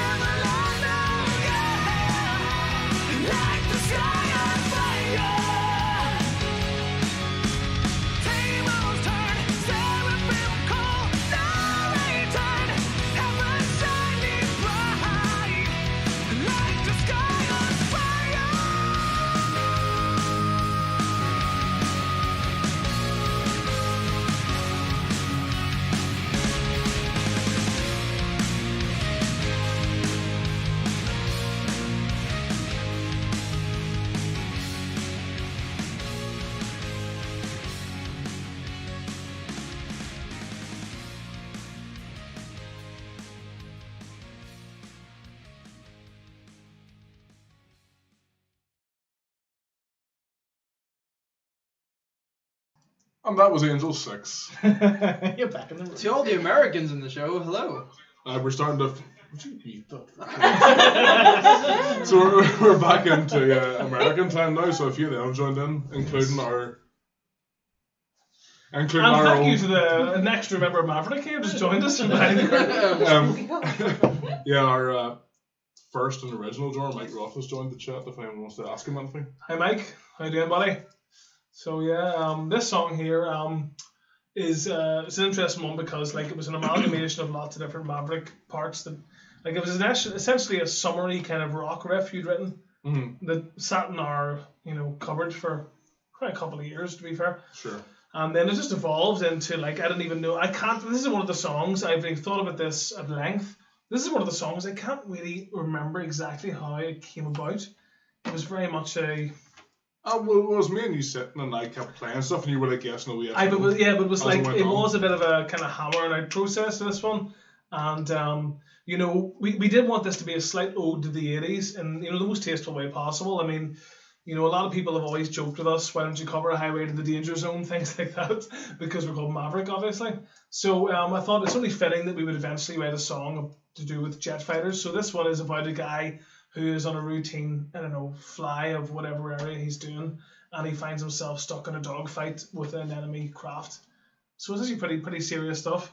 And the whole song is about him trying to deal with that situation, at the same time trying to process the fact that he may die any second, and trying to think about his family back home, all within the space of something that may only last as long as this song. Like, I mean, those dogfights are often very short. So a lot of people asked in interviews, what does Angel 6 mean? Now, I'll be honest, I found this out through just reading online. It's not something I knew beforehand. So, obviously, whenever fighter pilots are communicating with the ground team about what's going on in the air, they have to use short versions of the terms that they would use. So if you say I'm at Angel 6, that means I'm flying at 6,000 feet. So essentially Angel 6 just means 6,000 feet. The lyrics is like, I'm stuck at Angel 6, there's no way out, is in reference to the fact he's in a dogfight at 6,000 feet. That's him relaying to his ground team kind of thing. Isn't that what you told me? What did I tell you? You told me the lyrics for Angel 6 was that you have an angel on your 6. An angel was a bad guy? No. Oh, this song got so much worse for me. No. You're confusing it with the angel. It's to do with the seraphim lyric. Oh, so the Seraphim's on my 6. Seraphim's to do with the angels, but that's just a play on the title. No, the Angel 6 is just 6,000 feet. Alright, I thought. Oh. Yeah, Seraphim call is like the angels call him. He's about to die. Yeah, he's God's sake. he's next door to heaven, Richie. He's meant to be smart. So realistically, it's too late to cut It's this a from the double album. entendre. Yeah. It's too late to cut this from the album. It's not too late to cut you, you bitch. Oh, very good. Very Don't worry, good. I got a lot of Very dirt. good. Has anyone got any burn cream for driver here? I have a lot of dirt that I will air tomorrow on the socials. But so if you notice, there's plenty of keyboards in this one. Like, whenever myself and Ryan were doing the keyboards, we were laughing our heads off in the best way possible because we were so excited with how 80s it was. We're like, fuck, we've never really done a song like this. And, very, very happy with how it turned out. Very happy. The only concern I have with Angel 6 is that the vocals are quite high at times. And that could be interesting times for my life. It's not fun. No. Should have rewrote it then. No, I'm happy enough. You would have sing about your fake version with the angels behind you, don't you? I want to see my angels. I miss my angels. But yeah, that's one of my favourite songs in the album. And I think Ryan actually has 2 solos in a row. I believe one of them was meant to be Rick's. Yeah, but he was fucking around too much. I did not think that's what that was about. He got 4 good notes, and I was like, those are good, but I didn't like what he was doing with the rest of it. So I was like, you know what, I'll fucking do that. Like, so I took the 4 notes, and then I made a sweet song. And it's just brilliant. And Rick's raging because I stole a solo off him, but I gave him one back on another song, so we still got the same with the solos. So you can dry those eyes. But yeah. So yes, Not how it happened at all. But okay. I have to say, both of the guitar solos were really, really great solos in my opinion. I love all the guitar work. I think this is some of the best guitar work that Ryan has ever written. I think really it's some of the best. And importantly, I also think that the song, the vibe of the song really fits the kind of lyrics and stuff like that we're doing. And yeah, so very, very happy with how it turned out. Yeah, good song. What have you got? are there any Have you got anything to say about it? No, just No. good song. Good song. Enjoyed playing it. Good song. Enjoyed not playing the solo. Where's your review by Angels? Okay, I gave you the fucking Is there any other Never questions? and Forever. No, well, yeah, the Forever Fallen as well. And then there was another one you did. Dying Star. You As did an all. angel when you're 6 there, man. I did, yeah. I was just a veiled threat. Rick's about to kill him. What's coming up next, guys? What is coming up next is the Q&A. So Q&A. No questions, because I saw some great questions there. So I have one. Are there any songs as well as that one that were written and never made the other albums, but you used on this one? Again, obviously a couple of riffs that did. There's Parts of riffs, them, yeah, riffs. parts of them, like the riff to Falling was written during the Cold Star Dancer sessions. Never. Never, yeah, the Verses. whole verse of Never was written during the Cold Star Dancer sessions. And also the idea for the Dying Star riff was written during the Cold Star Dancer sessions as well. No, it wasn't.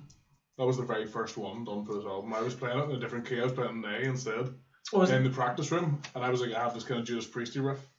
Oh, see, I thought that was a leftover from Cold Star. No, that was the very okay. first thing we wrote for this one. See, the thing is, That was when Terry was still in the band. it's very important to note whenever we talk about riffs and ideas left off previous albums, it's never because we don't think they're good enough. It's because they are less developed, And doesn't fit exactly what our mindset is at the time. yeah, sure. And I think it's important to, if songs are well developed and gathering momentum, I think it's really important, to pursue those rather than start a new song. Yeah. So, but I think almost all of this was written from scratch for the Ethereality album.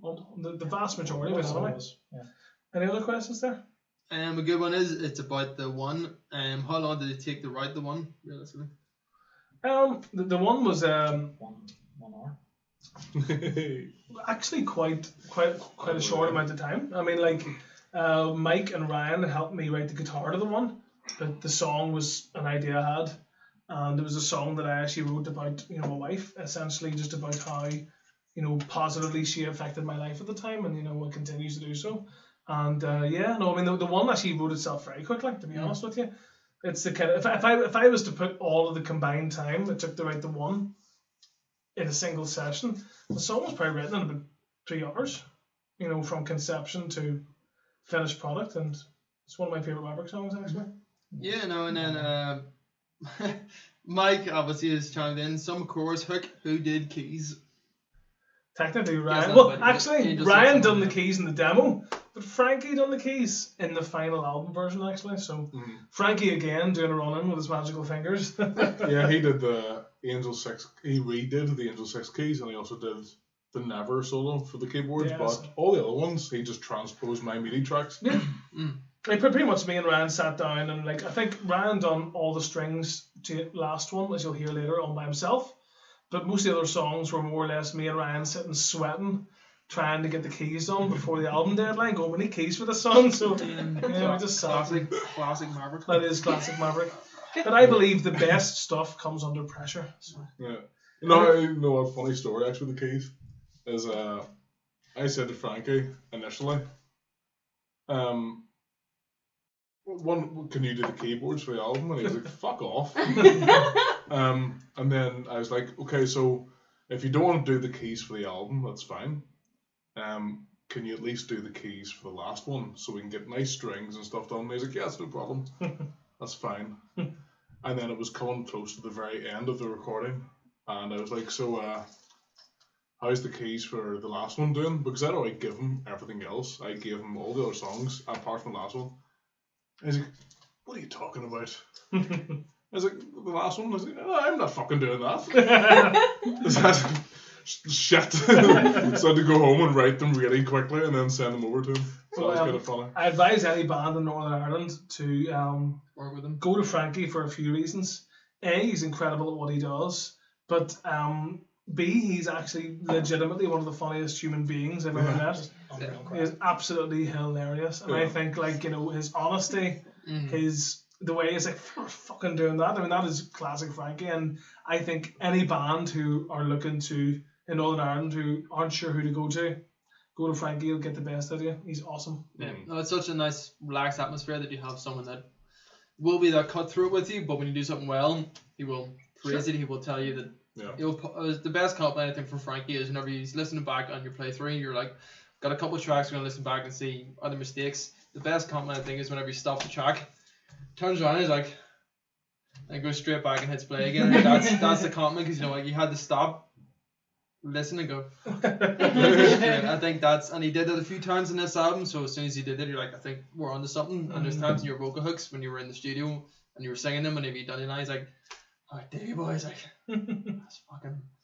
And then straight in next take, and then later on, I think you hear him humming himself, and he's like, that's that fucking song, singing it, and like 2 hours later he's singing it, and you're like, okay, we got something. And then I think that was wonderful with him, and as you said, he's so accommodating. He was sitting there, he's like, let's record, doesn't matter, he's into it, let's go in. There's no right or wrongs. We'll eventually get there, and I think that's the best thing in the studio. It was funny, like before we went into the studio for Ethereality, Frankie probably listened to a few of our older songs like Cold Star, and then when he was hearing me sing, he was like, "Yes, you sing so lovely on that Cold Star one. Why are you singing so like different?" And I was like, "It's a conscious decision, Frankie. I'm trying to sing with more gusto, intentionally. I don't want to sing so clean." He was like, "Singing clean's easier for me to do my job." And he was really like, he was joking, but it was interesting to see like how he dealt with the way we were sounding different in this album, and so all in all, very, very happy with the Angel 6. What's up next, boys? Last one. Last one. And before we get into the last one, there is a nice question just on it, is just asking, it's an incredible song, it's a fantastic video, and just asking about the writing process. I think roughly. Should we address that after we listen to the song? We'll listen to the last one, and then we'll tuck into that. Sure. Sounds good. So this one is the last one. The last one. But it's not the last one. Don't go away.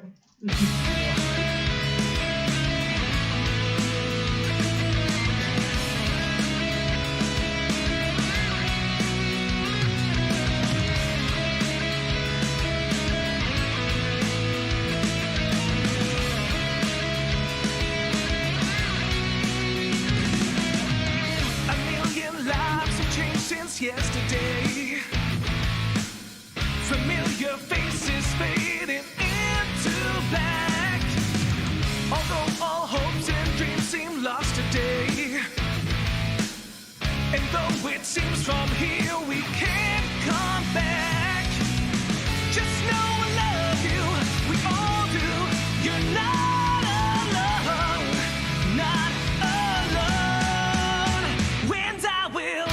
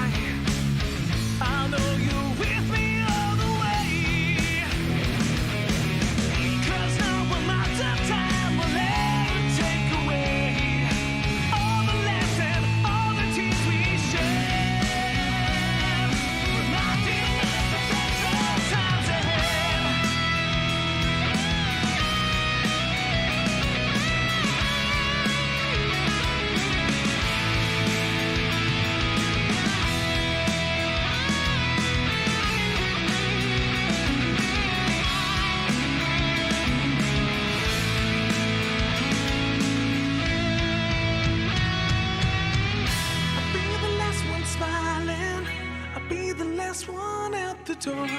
At the end, you'll take me places we used to go. When you sleep, just know that I'll be with you forever. Be with you forever.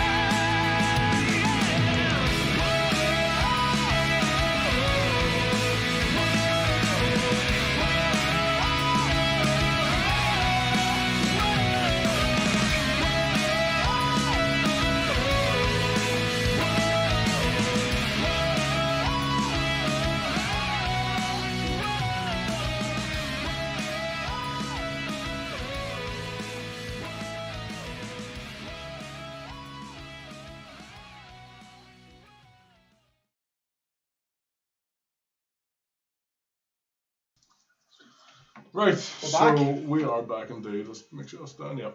Perfect. Right. Yeah, so this one, I essentially came up with a bit of a tune, sent a potato quality recording to the boys, and sort of played about with it for a bit. Then I went over to Dave's. We worked on it for probably an afternoon, got most of it done. Yeah. Sort of coming up with different changes. I would say that the meat of the song was yeah, we had like the most of the sort of vocal melodies and where we're sort of going with it. Sure. Then you took it back, worked on all the lyrics. Then after that, you jumped in, helped with a few things, Yeah. and polished it up a bit. Yeah, I did some overdubs on the Yeah. pre-chorus and chorus. Then you did the second verse overdubs too. The Yeah, acoustic yeah, stuff, you did that. It was one of those songs like where Just kept going. it was quite an organic process, to be fair. I mean, we had always encouraged Rick to write. It was something we always and he would throw ideas in here and there, but I think this is the first idea that he really threw his hat in the ring, with clear intent, and I latched onto it immediately, and because I really liked the chord progressions he was showing off, and during that afternoon Rick mentioned, we kind of hammered it out, and I would say the song went from chords to more or less a complete song without the polish, without the finishing touches. Nearly there. In that afternoon, and it was the lyrics wrote themselves for a song like that. It was just the mood created by the melodies that we played around with vocal melodies, and we were trying to, because it is one of those common chord structures in music, really, and we were trying not to do something that had been done before, which is very tough over those chords, to be honest. But yeah, I mean, this song, in my opinion, was just so easy to write because it didn't require much perspiration. No. It was just inspiration driven. Just sort of fell into place. It did, and whenever me and Rick, I would say, wrote 80 to 90% of it, and then we brought it in front of Ryan essentially to give a seal of approval, but also Ryan added a really nice bridge section. We were in Rick's house, and they with the overdubs and all. The overdubs were like glitter. But the actual happiness. I would say that the biggest arrangement change he made was figuring out the main solo chords. The three of us had a three-way on that. Yeah, it did take a Sounds while. a wee bit dodgy, but the three of us kind of worked that out, and the bridge Ryan came up with, and it was essentially certainly Rick and I's song with Ryan's assistance, and he wrote the strings. You'll notice the first chorus has no strings at all. The second chorus has the strings about 75%, Keeps building. and then the third chorus you hear them. Again, if you actually compare the third chorus to the first one, you can really hear the difference. I think it helps build the tune. Elevates it. It does. And Rick done a great solo on that. I mean, What a way to come in the writing process. yeah, well, that's it exactly. I mean, we expected a riff maybe, and then we a lot Rick and myself managed to write one, in my opinion, one of the best Maverick songs ever written. Yeah. And it was really great. Obviously, Ryan is very, very good. Ryan's a good detail man. He always will put the kind of sheen on things and the kind of finishing touches, and obviously with his contribution to the bridge as well. In my opinion, brought a good song to a really good song. And in terms of lyrics, the song is such a somber, emotional mood that the lyrics kind of wrote themselves. It was just Yes. I had an experience with me and Ryan's grandfather, where whenever he was passing, he was very much, he didn't want people to be sad, he didn't want tears, he didn't want crying and all that kind of stuff. He wanted people around him to behave normally. And he said, like, you know, kind of cry in your own time kind of thing, which I thought was a very brave thing of him to say, you know, because it's very easy for us humans to just take all the pity we can get kind of thing.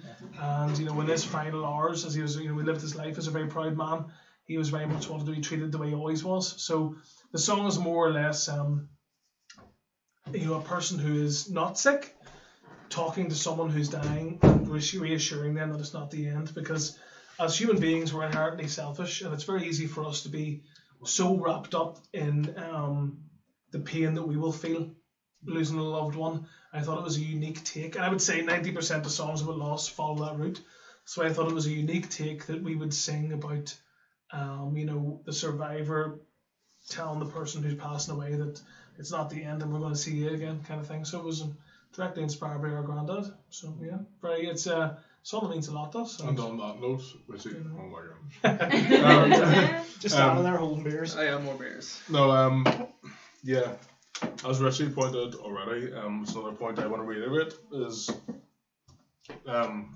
Dave's lyrical work on this album has been next to none. I can't think of another band in our genre that writes lyrics as well as David does.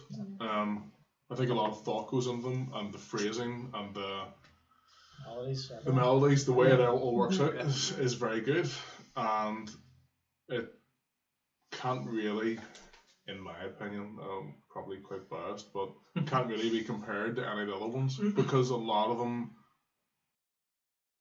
are not as, for lack of a better phrase, well thought out. Well, let's say there's a lot of legacy acts like that have great lyrics. I think a lot of modern day rock lyrics can fall into the Okay, the legacy total ones. careful Yeah, now. but- Oh, yeah, definitely. yeah. Like, you know, but I really appreciate you saying No, that. for one of my things like definitely take away from this I album was. was it was definitely during sort of the more rehearsal process leading up the album, sitting in your apartment. We're going through all the songs and stuff, and this is maybe when you had the bare bones of all the lyrics. We were going through stuff and we're playing the Angel 6, blasting up with the songs, and they were like, right, three of us got the music.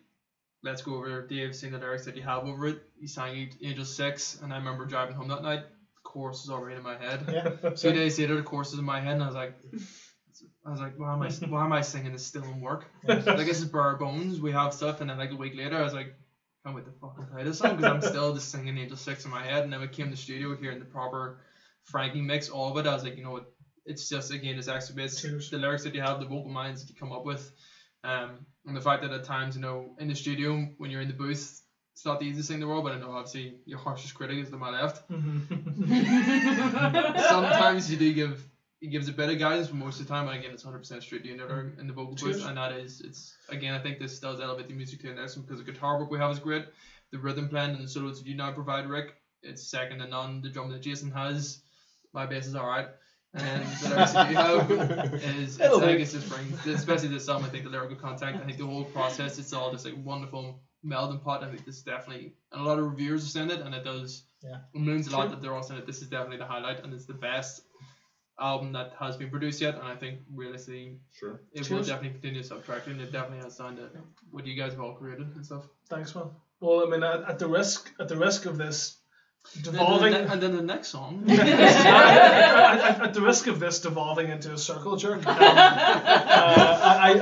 want to say, I want to say that we're going to go for a Dutch roll. I want to say that you know, I want to bring it back to Rick one last time for this song, because you think of the idyllic, you think of the idyllic guitar hero solo, the typical, and I mean that. But I mean this, like, although when I'm saying the typical guitar hero solo, it sounds like it's a criticism. It's not. I mean, in the best way possible. In my opinion, the solo in the last one is exactly what your ears want to hear. It's like whenever that reminding you of better times ahead, that you want to hear exactly what he plays after, and I think that that's a testament to, you know, your ability to use melody in the guitar, mate. So good job. It's and great. it was a pleasure writing that tune with you. So I almost think he couldn't have played a better solo. Actually, I think it's fantastic solo. It is. And it's very. This is very much a compliment in that way. It's very reminiscent of the big bands. yeah, well, I think it sounds like a Slash solo, but I mean that in the best way possible. Sure. I don't mean as in like it's what you expect to hear. It's like Yeah. that kind of sense of melody that Slash is famous for. Again, especially echoing parts of the vocal line as well. I think it's a very clever way to do a Yeah. solo as well. So Always yeah, works. awesome, mate. Yeah. Do you want to head into the next one, because we've loads of questions. We're going to answer a lot more of your questions after this next one. So sorry if we're not getting to you guys. We're a Dying Star next. This next one is called Dying Star.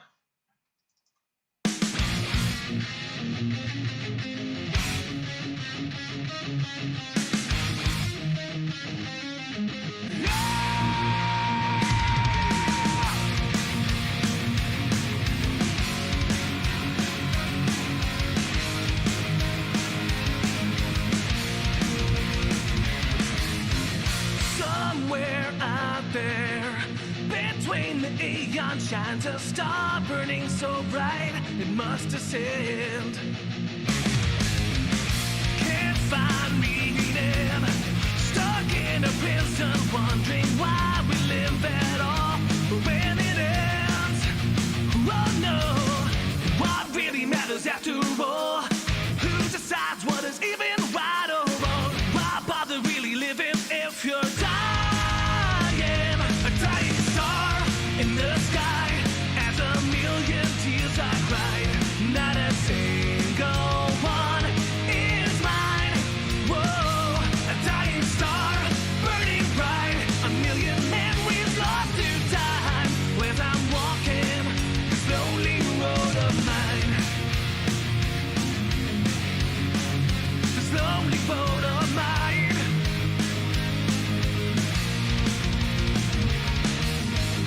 Always changing, but ending up the same as day turns into night. It starts again. When I'm not there, I feel a pull so irresistible. It rips my heart in two. Oh no, what really matters after all? Where's the hand to catch me when I fall? Why bother walking when we could be flying? A dying star in the sky, as a million tears I cried. Not a single one is mine. Whoa, a dying star, burning bright. A million memories lost to time. As I'm walking this lonely road of mine. Cries of dying stars echo from afar. Truth becoming clear. Being free is truly what I feel.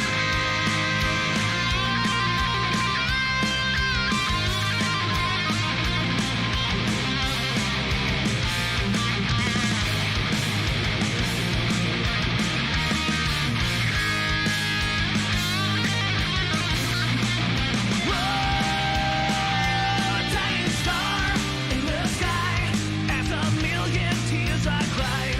Not a single one is mine. A dying star, burning bright. A million memories lost to time. As I'm walking this lonely road of mine. This lonely road of mine. Dying stars, dying stars, echoes from afar. Truth becoming clear. Being free is truly what I feel. Yeah.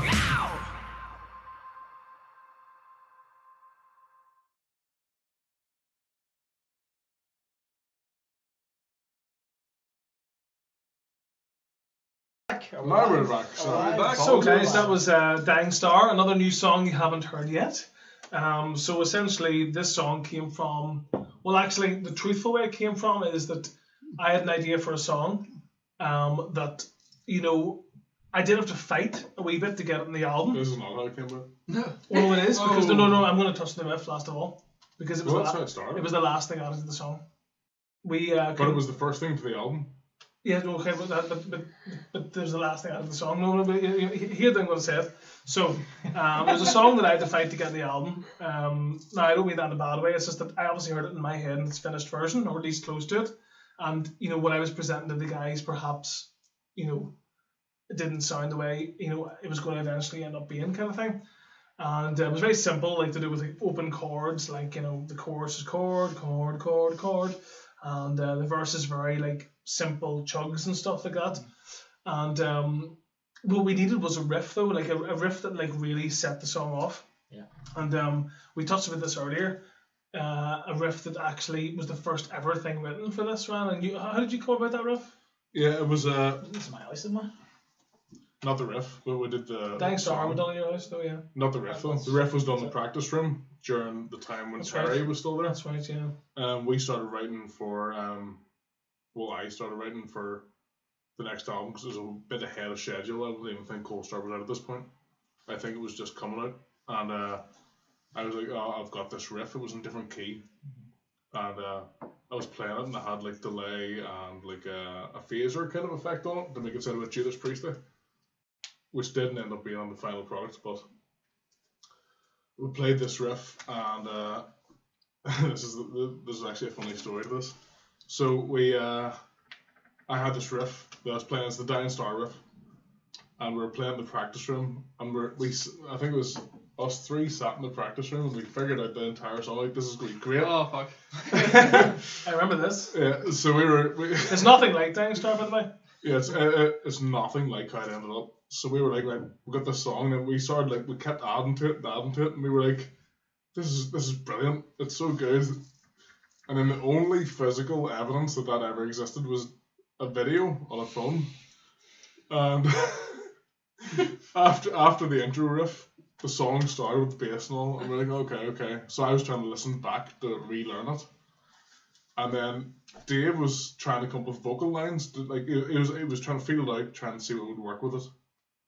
And because he was holding the phone, his vocal lines were so loud you couldn't hear any of the music. So everything that was written is completely lost to time, and no one will ever know what that song originally sounded like. And I remember looking back on it like a week later, and like, oh, you fucking bastard! I can't figure out anything. Just trying to hold it up and put in good speakers, and I was like, I can't figure anything out. And then I obviously phoned Dave. I was like, you fucking ruined the song. And then we ended up using the riff. Yeah, because we couldn't hear, like, I mean, obviously, like, there's only It was some- camera going like this and all. So I remember It's not his fault. He didn't realise that we weren't loud enough because and also normally our practice room sounded like Dog's Dinner as well. Because I remember that there at the time we were jamming, and we're like, that's fucking great. Record is like, yeah, this is killer. And then obviously right then and there, it's in your head. You go home, nice night the next day. It's like, obviously it's faded a bit. It's a day later, and I was like, right, let's go through it a day later. And then obviously Dave was working out the vocal lines, and that's fine. And I was just like, oh shit. What the hell was the plan? What was the riff? I was like, okay, we end. I was like, we'll come back, and then we're not coming back. It's like, no, new song. So essentially, we got to the stage where Dying Star, apart from the riff, was starting to reach its final form, as it were. But we needed to have a riff that really was an aggressive kind of Maverick style riff, but that had hints of Judas Priest or whatever. Because the song is quite a straightforward, but very energetic rock song. And we decided to revisit that riff because we couldn't rescue the rest of the song. But luckily, before I started singing, you could hear the riff, and we decided to transpose that riff into the key of Dying Star, and more or less that was it. it was funny the way you said that there. So like, Dying Star was the key. The key of Dying Star. But yeah, no, it's like, and I always wanted to have a verse where like everything would drop out but guitar and the vocals. It was always something I always wanted to do, especially with the palm mute. It's really effective. And the song, I really love the lyrics of this song. They're some of my favorite lyrics in the album because the song on one hand is about a supernova. It's about a star dying, as the name suggests. But the lyrics are intentionally open so that it actually sounds like a person having a bit of an existential crisis, meaning of life kind of thing, where he's thinking how small and insignificant he is.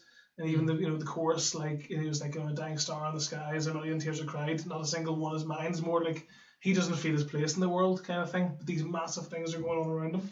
And yeah, so it's a bit of a double barrel meaning there. It's a nice thing that you've done in the past, because I know with the likes of In the Night on Big Red, again, those lyrics are quite ambiguous. Mm-hmm. and the artist left open the interpretation. Same with Viper and the Cold Sure, Storm. yeah, It's like you want to leave it spirit- open, yeah. It's like a spiritual successor, but again, at the same time, they're very left up in the open, so it's your own, which is it's quite nice. Again, it's another thing, as they did Circle Jerk in the last song. it's definitely nice that again with the lyrics that Dave has. Again, they're not stereotypical, but at the same time, they are just sort of they're vague enough for you to look at and go, I'm taking my own interpretation from this.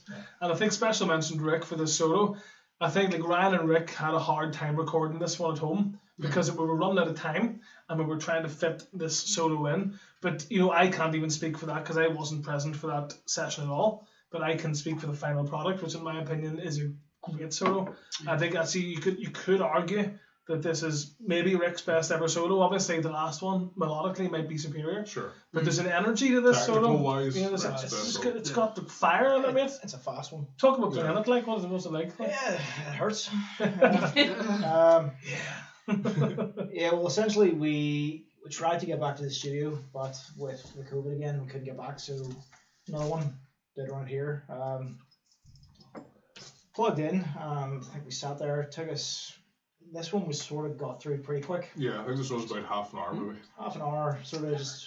We had the rough idea where we wanted it to go. What we were sort of doing with it. It was a bit of trial and error. Trial and error, just sort of working our way Sure. through the chord progressions and stuff. But yeah, eventually we got there. Really good finished product. Yeah, I mean, like, I think Dying Stars got the best outro in the whole album, in my opinion. Yeah. It's like with my high note and it's like I think this and Aries, in my opinion, are the two best. I was going to say it's my favorite. But this is like they're kind of similar in a way that they end very abruptly, but yet they have chants and like there's a lot of energy going on. Like I thought the idea of me hitting a high note and just holding it, which I'll say was very unpleasant, and Frankie maybe do probably 5 times. And that doesn't. I'm not criticizing Frankie. You did it a few times. I was like, do you want to go up at the end of the note? So because it was supposed to be a dying star. No, I know what you said. I went, dying star, and you wanted me to go, No. Yeah, I remember that. Well, because like as the person who has to sing it, I would never sing it like that. Do you know what I mean? No, I know, but I was pretty sure I was the one who said bring it up. Okay. But I think you'll find. Yeah. Anyway, the point is like this is what happens in the studio. We can leads us into our question. No, this is important. The fact is, me and Ryan give enough of a shit to argue about this. I think I'd actually be a lot more worried if we didn't care about this. And I think it's one of the reasons why Maverick is good is because we do butt heads. So like anyone who's unsettled by that should probably stop listening to Maverick because that's how the songs are born. That kind of. The fact is we both care a lot, and at the end of the day, it's important that what's best for the song happens. Whether someone has an idea in their head that they like, if it's not best for the song, you know what I mean, kind of thing. I think that's a good thing. Is over the years has always been leave the ego at the door. It doesn't matter if you brought a song. I know personally myself in the past, I brought things, and again we've listened to them. It's like it's fine. But it doesn't fit with the ethos of the song, and you put it aside, and that's perfectly fine because again, first thing is the best song has to go forward. That's always the way it is. It always has to be the best version that it could possibly be. Is that riff good? Yeah, it's a good riff. Can it be better? And then that's always the question: is can it be better? And it's like the answer is yes. Then the better version goes through, and that's the thing. Is ego always gets left at the door because best fit always. You have to put the best thing out there. And it's unfortunate because some bands. That it is always like one person does things and that at the end product because that person is the driving force, the songwriter, the soul, it's not it's good. They have good things, at bad moments, and that's fine. Yeah. We don't talk about Ice Earth because of what happened in January. What happened, Johnny? The fucking dead years, right? Capitol Hill. I still listen to Ice Earth. John, Capitol Hill. Calm yourself. We've got a question there from Tom. What?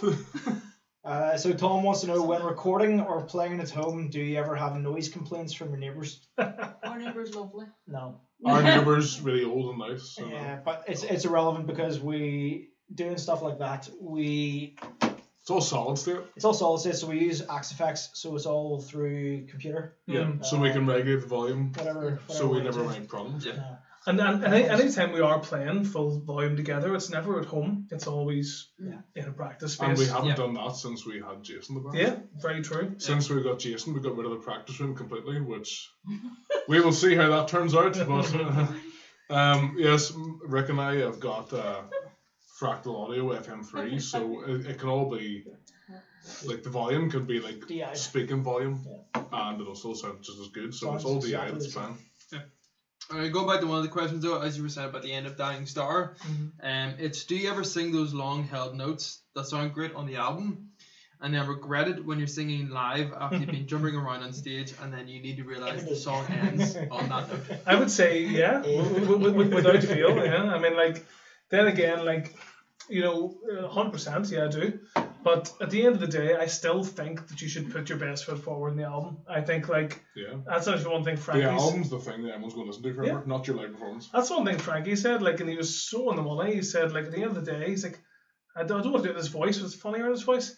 He's like, I mean, these bands were a shite life, but the fact is, like, the songs were great. And he's like, why would you want to compromise what a song could be because of maybe, like, my physical limitation live? I mean, don't get me wrong, I can sing every Maverick song back to front. Whether I can do that in a live setting is sometimes difficult. If my voice is 100%, I can do it all, but If it's in the middle of a tour. yeah, if it's in the middle of a tour and you're a wee bit like... And it's the same with every band, and you know what? Any band who doesn't is, I mean... Well, either that or all their vocal lines are really... Or all their vocal lines are... Like the fact... Sure. I would rather push myself and have the song have that kind of... Yeah. And yeah, live I'll probably regret it. But hey, I mean, that's part of... I hate to say it, but it's part of rock and roll. Like, I mean, if you're feeling good, you'll go for it. If you're not, sometimes what I'll do live is I'll hit the note and then I'll just choke it, I'll cut it off because, quite frankly, with these guys behind me... It's damage control too. Yeah, well, yeah, but... If you don't want to fuck your voice up too much. Yeah, exactly. If I feel I can hit the note, but I'm not able to hold the note, I'll just hit it and then I'll let it tail off because I've got, 140 decibels behind me. It's not going to be super obvious. I didn't commit to that note 100%. And if they want to hear it like the album, then they can just listen to the album. Yeah, I mean, well, that's Which you can pre-order off you can pre-order over our brand new website, maverickofficial.co.uk. And it links to the Bandcamp, and there's also what's the one? Big Cartel. Big Cartel. Big Cartel. But that was a good question, though. That was a good question. Who was that? It was from... Buy our album. Well, buy our album. Yeah, so it's from Andy Ward. Good question, mate. And I know why you're asking that question, Andy, is because that one Forever that you loved. Was that it, Forever? Yes. And then again, we will make Andy sing that note live one day. Oh, we yeah. will put the pressure I on tell you, him. listen, it's going to build. The solo's done. It's about to come, and I'm going to put the microphone to your mouth, Andy. And if you don't sing it, you've ruined the performance. So pressure's on, buddy. Right, so next song then. We have... Is there more questions before we do that? We should fire through some questions. Because we're almost done. We've got a couple more songs. We've got 2 more songs left, guys, so... Let's see, do you ever do covers? Never. Yes. No, it's Liz. I was going to say, I was about to be done with business with Liz, who's asking, do you ever do covers? Yes, But I have a so friend- that's my mum asking. She's going to ask if we ever do Whiskey in the Jar. Finally! My dad has always said... Which we have done I would love to hear once. we have sing Whiskey in the Jar. We have done it yeah. once. We have done it once. Actually, you can show your dad a video of a decent performance in Whiskey. I already have. He still keeps asking for it. Well, do you know, covering Shall. more songs is something we do want to do. I mean, honestly, I enjoy it. I mean, we did a couple of good ones. Well, yeah, we Loosen did. Up. We did. Loosen Up was Listen Up good. was good. Loosen Up by Winger. Loosen Up by Winger. I mean, like, that's the thing. Whenever we choose to do a cover, I think we can all agree we'd rather do a slightly lesser known song from the big band. We obscure one. And we always do ones that I can play solo because I'm not that good. Well, and in another lie. If we were to play 17 or something on the top and all, there's no way. I know, but I mean, like, but that's his style. Like, that's his style. I mean, like, yeah. I mean, to answer that question, we definitely will do more covers in the future. We actually did want to do. This is before COVID, by the way. We wanted to do a full-blown, high-production cover of Highway to the Danger Zone because everyone asked us to play it over the years. And then with the new movie coming out, Maverick, the sequel to Top Gun, we were like, this could actually be a great opportunity to have more people listen to us by accident. Mm-hmm. And just as chance would have it, that movie's still not out, and COVID happened, and it's like, So Highway to the Danger Zone was meant to be on this album, and it was meant to be full blown production, the works, but Going back with the covers, Never happened. one of the fun ones was on the Tree Tour, because at the time we had Terry and Johnny in the band, who were great musicians, yeah. and we were like, right, very final show, Hamburg. The rest of us all know Extremes Get the Funk Out. Well, no, because Terry, the guitar player, like, you can play the Great. solo. It's Terry's great. like, yes, like, Great sweet. song. Ryan was like, happy days. I don't have to play the solo. Terry, take it. I'll But do- even, I'll do even, the even bit. the rhythm guitar in that song is like some other band solos. Yeah, exactly. But that was the thing. But then Johnny threw a spanner. He was like, Johnny, you know music? He's like, yeah, I know music. I know bands, etc. I was like, Johnny, we're going to play it the funk out. He's like, never listen to that band. I was like, what? He's like, never listen. I was like, you know, it's tonight, Hamburg, the gig. He's like, okay. It's like, on his phone, he was like, the whole thing in the studio or in the bus, he was like, right, I got it. So I checked, he's like, And let me tell you, that is far from an easy song on the drums. it is like, so in the sound check, we're like, right, we played our usual sound check song, all good. Got a few more minutes, yeah, we're gonna jam, get the funk. We out. actually killed it in the soundtrack. Sound check, yeah, killed the sound check, all good. Like, Sound sweet, check was unreal. let's go live, etc. Comes time, it. Whole song's going well. 2 minutes in, that wee breakdown. Fuck ups everywhere, and then look, and it was just like everyone was like, "Oh Jesus!" And then you saved it. You were like, "Hold up!" Yeah, I was like, hold, stop playing, everyone. I tried to make it as if it was intentional. It wasn't. Like The whole thing fell apart. like a pantomime. I was like, "No." Rewind. Johnny was like, "Okay." Straight in. Yeah, it was good. Then we killed it for the next 2 minutes. I of don't that song. remember that because of the stress. No, but yeah, it was stressful. But a special mention for Pontus and Jamie of Trade who came on stage and very kindly lent us their bodies for that one. They were our dancers for that song. There's actually a video of that song where they're coming in sexy dancing beside us. Yeah. I don't know where it is, like, but it was We great. danced, but that was one. In hindsight, was a terrible decision, but Yeah. it worked out so well because again, live it happened, and I just showcase it happened. We had a laugh on stage, the audience had a laugh, and then effectively 10 seconds later, we just killed it again. Everyone's like, actually, we're back in groove. Let's just do it, and that was a fun one. So I think realistically there will be more covers in future. Sure. Sure. Are there any more questions before we shoot on to the next track? What's the plan to get to the US one day from Lance? I mean, we have wanted to get to the US for years now. We had initial a gig. What was it even called? It was the one. It's a It festival. was a big festival with Ace Frehley. God, I can't even remember. Anyway, yes, there is plans, Lance, to get to the US. It's just visas are expensive. Yeah, unfortunately, we had a situation with a great dude, John Kivell, where it just didn't work out. There was timing issues and all. It was no fault of his or ours. It was just, it happened as it happened. But he's a great guy, and he has expressed interest in getting Maverick over at some stage. And it's definitely something we want to do. I mean, If you're in the US and you know guys who book concerts, yeah. tell them to book us because then at least we can afford to come over. Yeah, Because visas for any traveling musician are expensive. very expensive. You know, Maverick has never been about money, obviously, because we're a tiny band. But, you know, if we're going to make the trip to go to the US, it's going to cost us flights, visas, all that nonsense. And, Yeah, you it's a know, lot of money for us. I would love to go and do even a few festivals. Like M3 is a great festival over there. Rocklahoma, great festival. You know, obviously we wouldn't be big enough to play those, but even if we could play the small stages at noon and then drink the rest of the day with you fine folk, Perfect. we will be more than happy to do that. So yes, Lance, one day, buddy. And I think before Maverick runs its course, whenever that may be, we will play America. That is going to happen. Sure. And it's something we It will will do. happen. Mike's still a question in, but we're going to ignore that and go to the next song. That's the question. This question is best and worst songs that never made it to recording. The worst ones that never made it recorded are all Probably the ones Mike wrote. Exactly. I was trying to save face for Mike to like avoid this. Look, I would say the worst song that never made it to recording, and this is not fair because it was a song we jammed as the first ever Rotten Maverick Love. song, yeah, Rotten Love, but that was never intended to be a serious song.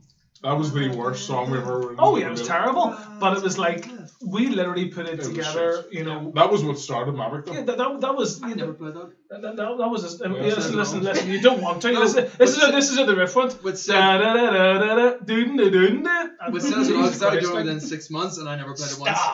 bar. Within 6 months of joining the band, it was already binned. Yeah, Yes. but like, don't get me wrong, that song was still. It's like, And actually, like, the quality wasn't too high back then, so Yeah, No, but, the bar was not no, bad. but honestly, we have to thank that song for giving birth to Maverick. So it was the worst song that never made it to And recording. then we aborted it.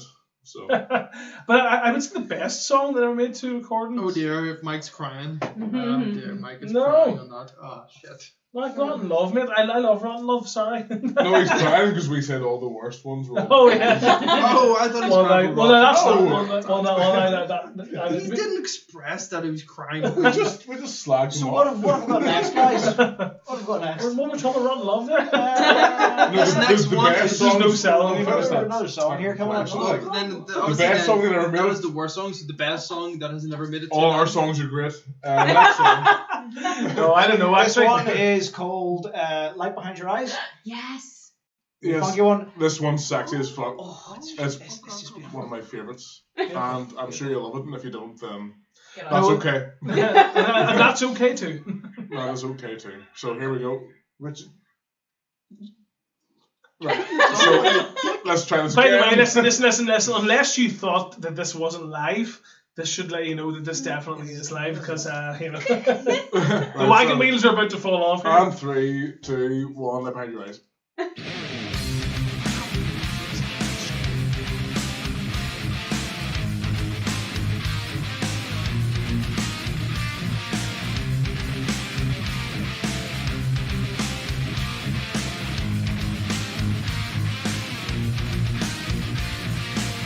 You always told me you would be there. You always promised it would be alright. But now I'm lost and cannot see clear. My selfish need to feel concealed by lies. And the weakest voice is mine. Open eyes refuse to see that the broken one is me. Too late to cry, too late to scream. Watch as the dark eclipse the light behind your eyes. Yeah, life fades to black without the light behind your eyes.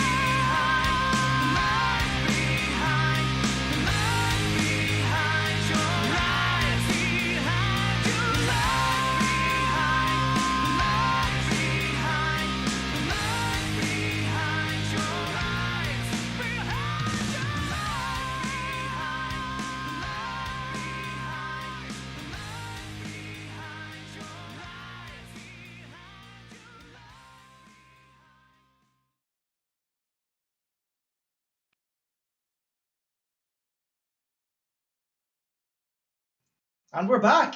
We are. That was Light Behind We're Your back. Eyes. And it's okay. Hope you enjoyed it.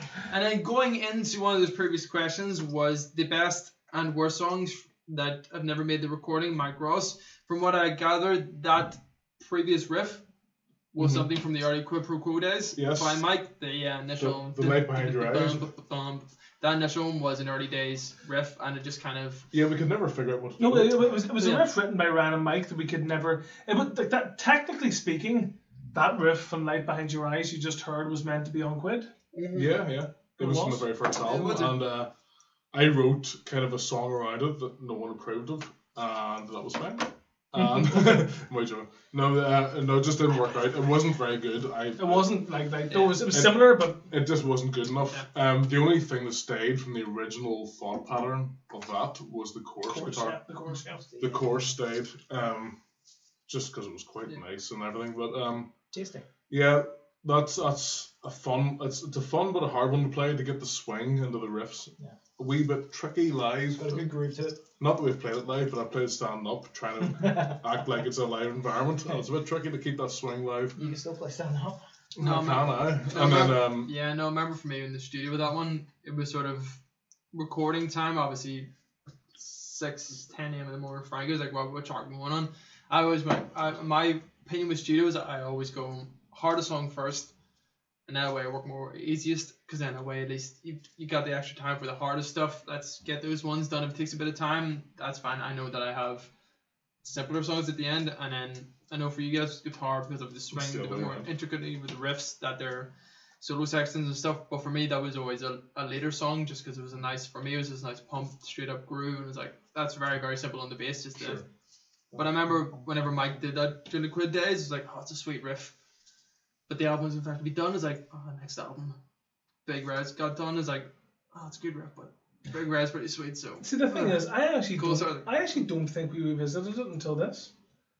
I think it sat in the background until. it's weird. I don't know. I think I tried to bring it up during the Big Red Times, and the song wasn't good enough. It's weird. It was always in my head. Like I always knew that pattern as And soon as then it came. Cold Star wasn't. It wasn't even considered. I remember there was never an album I never thought about it, but I mean, it was a great riff written by Ryan and Mike, very groovy riff, and I think that it was almost like with fresh ears now, you know, like in what was like 2019, 2020 at the time, we were like, I think now's the time to approach that song, because as Mike was, one of the founding members of the proper original Maverick, and a guy who contributed a lot in our early songwriting days, especially with Quid and Big Red, it was almost a nice little nod to bring back a song which he, gave birth to with Ryan, and obviously it mutated, it changed loads, but it was a quite beautiful child, yeah. Beautiful child. And I think it was nice just to revisit that and expand upon it, and the verse, we wanted to go for a gappy verse, like I think we listened to a lot of 80s songs, like what's the one from Ghostbusters? Saving the day. Saving the Day and stuff, really gappy verses. And I love a kind of verse like that kind of groove to it, and Yeah. It's that wonderful thing is less is more, and I think that that always goes into a lot of it. I mean, the simple thing is there's obviously a lot of guitar work going on with Rand and Rick. At times, Dave's got a lot of great vocal lines, and I think sometimes the verse is very simple, isn't it? It It's is. like. But I mean, just in general, some things, like particularly with this album, just on my end, with obviously Ram and Dave and Rick will all work on the riffs and stuff, and then quite often I'll have a bit of chance to go back bass, and then I'll go, Ram, we got this trickier song. What are those weird ass chords that you're doing? Because I don't know what the root note is. I need to figure this out. Then we sit It's down. called a D minor. D minor. I've never heard of a D minor before. It's a very sad chord. It's a very sad one. That sounds so sad. I actually remember those times, like whenever Ryan presents riffs to Rick, and Rick is like, this is like, I can't, I'm going to paraphrase here, so forgive me, but it was along the lines of, this is like a kind of like a guitar solo on the low strings. It was more like you were talking about, why can't Ryan just write a simple riff with chords? Why does everything have to be That doesn't exist. What are you doing? But I think like with this song, like the chorus is very stripped back. Yeah. Now the lovely vocals by yourself on the chorus. Yes. Thank you, very, very sad. Like, and actually, we had a plan. Myself and Rick chatted a lot about having a proper duet in this album, which I think it never happened for a couple of reasons. I think primarily we were just like, COVID made the whole thing stressful. It wasn't easy. And we were just focused on getting album's finished, and we weren't, I do believe the next album there will be a proper duet with myself and Nick eventually, because we do trade off a lot live with Asylum and things like that. But yeah, I mean, like, this song was a solid opportunity to have Rick take the lead for the entrance to the chorus. As you probably heard, it's not me singing that bit, too late to cry, too late to scream. It was Rick taking the lead there. But I think, especially because of how wordy that chorus is, not only is it necessary for me to have Rick take that, but it gives a nice dynamic if I can play off you. Yeah. And I think the reason why that song works is the riff is reasonably complex, actually, in terms of the chords, the swing. It's not exactly basic. But the verse. What is that? Well, this part answers. This answers Jay's question. What was my secret novelty? No. It was a shot of tequila because us boys, we are We're getting some shots. gluttons for punishment. There's vodka in the house. Yeah, we're going to do a vodka afterwards, Ryan. Calm down. Tequila's better. So we Well, this is are unexpected. unexpected, but So this is our next song. Leads into perfectly. It's called Tequila Lover. Sorry. If very you want good, to very know how good. it sounds, listen to the Whiskey Lover video and just supplement the word. Right, so I don't need salt. Who taught them to cut limes? we won't take a lime. I don't need salt nor lime. It's an eighth of a lime. Do you want to learn? how does it work? Do you snort the salt and squeeze the lime into your eye? Yes, mate. That's exactly Here. what it is. I think you but I think you fucked the tequila. No, man. I think you fucked the tequila with your shoulder. Eat the lime and just throw the salt in the You floor. pour a bit of salt on your. I need salt. I remember I did this when I was young, but it's been a while. I shouldn't say on camera, but you put a bit of salt where you would By the way, in the middle of a bar. Can we just apologise to The Rock here? Okay, Holly wants some on I'm her. joining it. I've already licked it.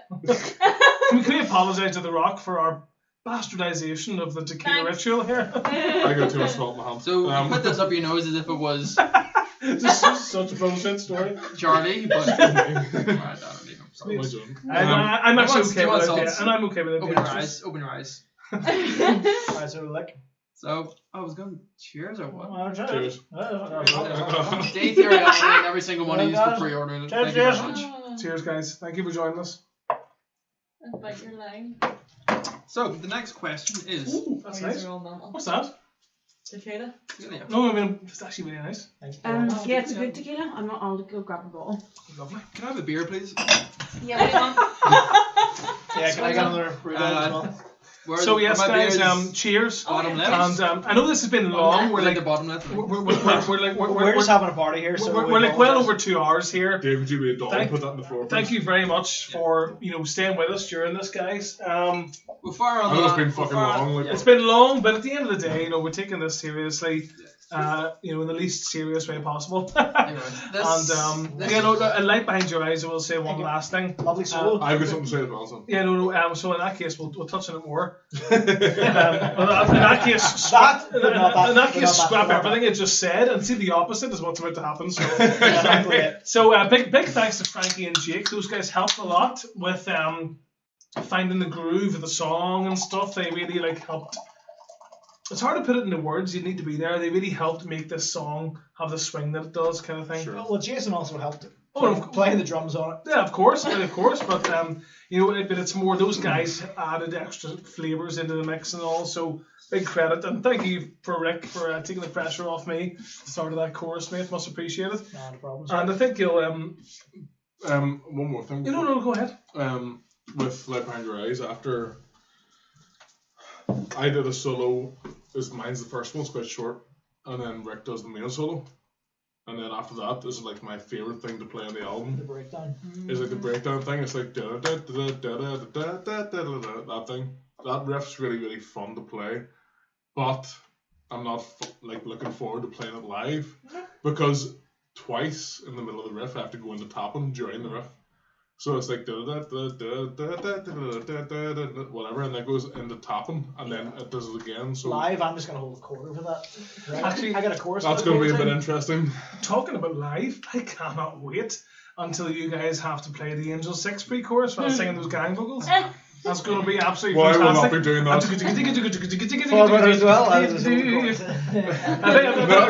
I think Richie's going to have to grab his balls for that one and make up for 3 people. Alright, well, We'll find a way around it. And I want to say one thing before we launch into the last song. Obviously, thank you to everyone for joining us in this. We're going to chat for a while until there's like 3 people left listening after this, so don't worry. So But after this is I'm going to interrupt you because it's about you. Richie has been sitting here the whole time saying all these nice things about everyone and all these nice things that everyone has been doing, all these nice things. Only Nice, want nice, to thank nice. him for that. And we want to thank him for his lovely compliments. We love him very much. You 3 are so And- welcome. You 2, you don't see the girls in the background. They are being. Everyone in the audience, like, doesn't he look so lovely? No, but honestly, Don't you agree? You're so fan, don't you agree? No, but I want to say one thing about Richie that I don't think it's said enough. Everyone who's ever seen Maverick live know that Richie is, in my opinion, one of the best live performers on the planet. I think that if you can name me a better if you can name me a bass player who's better on stage than Richie, I'm going to call you a liar because there isn't one. He's great. And that's not me being big-headed. I think that's a numerical fact that can be measured. The guy is awesome. I want to say, importantly, that, during the writing of this thing, it wasn't that Richie wasn't as much a part of it as usual. It was the fact of the matter was COVID has made this a very strange writing experience for all of us. And myself and Ryan felt the need to just get the best album recorded we could. It just so happened Rick had the idea of the last one in some sessions. So I want to say to Richie, he has every idea we've given him in the bass. He's taken the bull by the horns, and along with Ryan, he has hammered out some fantastic bass lines on this album. Ryan has got a great sense of rhythm, so Ryan and Richie went through the bass, and Richie done his takes more efficiently than any of us. And I want to give him credit because the guy in the studio is he's a tour de force. He is I don't think that Richie has ever taken longer than a few hours, maybe 6 hours ever to record all of his Maverick bass lines. I think it's important to say that. I mean, even Frankie said It's always one day. one day max. But even Frankie said the efficiency of time. Frankie said he's never seen a bass player do it in that kind of efficiency. Like Richie will one take stuff very, very regularly. And myself, Ryan and Rick, we like 30 take stuff. So I do think, fair play Richie, man, you're an absolute legend. And but I think that Richie really comes to life on stage, and it's almost like I feel like COVID is fucking stifling you, man, because being able to play live is your jam. Yeah. So whenever this lifts, you'll fucking see the beast unleashed, mate. So thank you very much, man. You've done a great job, and a lot of these bass lines are fucking tough that Ryan wrote with Richie. Like some of them I'm looking at going fucking hell. Like especially the one in the Those ones are my lines. He didn't. but even like the Aries solo. He was like, Is that right? he was like, Well, that perfectly leads us into the next song. Well, it does because there's some very tasty bass in this one. I know it's, into a. no, but it's like so You play this, bruh. I was more like, you fucking play right, you bitch. Stick to your arpeggios, bitch. So Right, so we're descending into madness. And leave me with my root notes. we have Another song. another song, Aries, to come. I want to give you a wee bit of perspective here. Whereas most bands, if they're By the way, you're watching the dissolving of Maverick right now. like for example, let's take Okay, no tears. This fucks out. Jesus. Let's take the Fuck, we're all done then. This is Aries. Holy shit. Let's even take the riff of falling. Let's even take the riff of falling. All that kind of stuff. Most bass players in this scene, this is what they would play. But Richie has the balls to follow the guitar stuff, which in my opinion doesn't happen often. So fair play. Thank you very much, but we're getting back But to that's not easy to the play main live. fucking issue. That's not easy to play live. I'm here soon, okay. Okay, so, no, but I appreciate it. So this is Aries. Again, as I've said, I'd like to see this shit running with I wasn't there. That's fine. As I said, I appreciate everything you said, but at the same time, it's always it's a collective piece, and it always has. Well, it is, and it always So will be. again, it's always the best for fun. I mean, I work with Rank very closely with the bass things. Sure. Same with Dave. He will have suggestions because again, he has the vocal melodies in his head. He has the lines in his head, and he'll be like, "This is what my line is. This will work underneath." And we will always come with that. Fair enough. We may come up with very strange dissonant chords, as you will hear with Aries. Again, the initial riff to Aries, it's a very dark song, and it is personally my favorite on this entire album. It's definitely top there, my favorite. Well, it's definitely the darkest Maverick song ever written. It is the darkest, and it's my top 3 Maverick songs written of all time. And Dirty. you will hear within the first It's like, 10 seconds this is Aries. Yeah. this riff happens, and you will hear the change in the bass note. The bass is the only thing that changes from the riff, and you'll hear how it gets very dissonant, it's like an ugly-ish But sound. it's almost ugly, but Exactly, not in a good way. It's It like, is, and as one because the song is about a guy. It's the song is about a Yeah. guy who We'll lines talk his about what it's about lines after. his bed sheets with the skins of his. Well, that's disgusting. That's It is. Spoilers! Anyway, enjoy. This is Aries, alright? We're Alright, gonna so- play this for you now. Aries. This is Aries. Enjoy. Skins bed. Enjoy.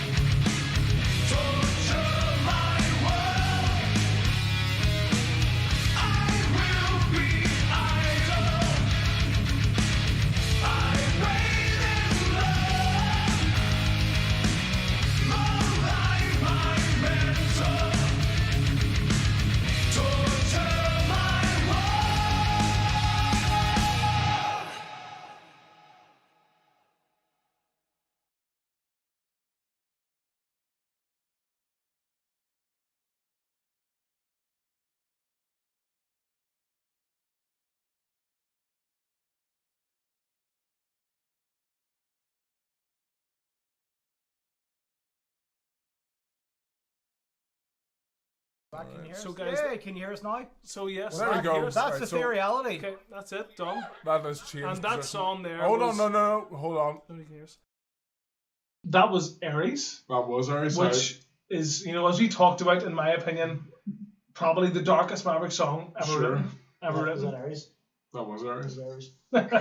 and I think this song here was like myself and Ryan were tasked to write a song for a movie. Believe it or not, it was a movie starring Al Snow, the wrestler, and we decided to write a kind of alternative style song, sludgier, heavier riffs, Thank you.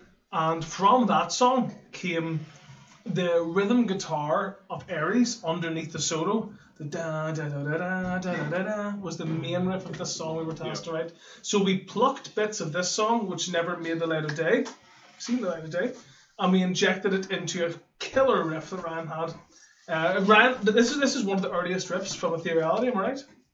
Yes. Could be, yeah. There's one of the Aries ones. Yeah. It was one of the riffs Ryan sent into the, we have like a band WhatsApp, a band messenger, and Ryan sent in this absolutely thunderous guitar riff, which ended up being Aries. Initially I thought Queen's right. It's got this kind of dark energy to it, and instantly loved it. Fuck off. And then we plucked parts of this Al Snow song. We'll call it the Al Snow song. That's right. Yeah, we plucked parts of that. Like the chorus of the Al Snow song is the chorus of Aries. Yep. The main riff of the Al Snow song is the solo rhythm guitar of Aries.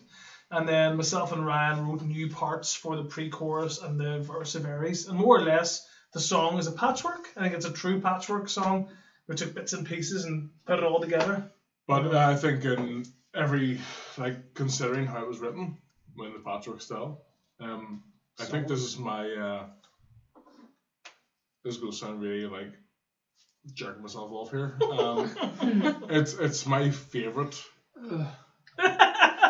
It's my favourite, attempt at a metal song we've ever done. Sure. I think it's very all-encompassing of everything that's fucking hard and heavy. If I'm I honest, think. I think a lot of fucking metal bands would wish that they had the song. Yeah, absolutely. No, but in an effort to stay humble here, I do think that Ryan and Richie are both right. I think Never to stay humble. it's not damn good, alright? And never to stay humble, they're right. The song's killer. No, but that's all joking aside. It's it was a patchwork song that we wanted to be heavy, and Frankie and Jake don't get enough credit for the way this album sounds. Something like Aries, recorded with the same equipment and atmosphere as Big Red, which sounds great in its own right, which sound flimsy by comparison. Yeah. They made this album sound like thunder. Yeah. It was, So a song like Aries acquired that production. yeah, exactly. And with Aries, I'm so happy with how everything turned out, because with the main riff that I wrote, it was the first one that you can hear in the song. It turned out really well, and everyone I showed it to really loved it. And I think every aspect of the entire song just really, it just is the quintessential everything that you would expect from a heavy metal song. Yeah, And it just works really, really well, especially to see whenever the solo hit. We already had a really good rhythm section. Another beer, please. I just gave you one. I would like another, please. Unless anyone needs to know, this is how people take from, a backup. people from Northern Ireland do a listening party. So So the rhythm section of the solo was already really heavy and really fucking hard hitting. So whenever the solo hit, I was like, I need to do something that's fucking aggressive and in your face and fucking good, Dirty. So it's just filth, It's listen, you could fucking plant potatoes in it.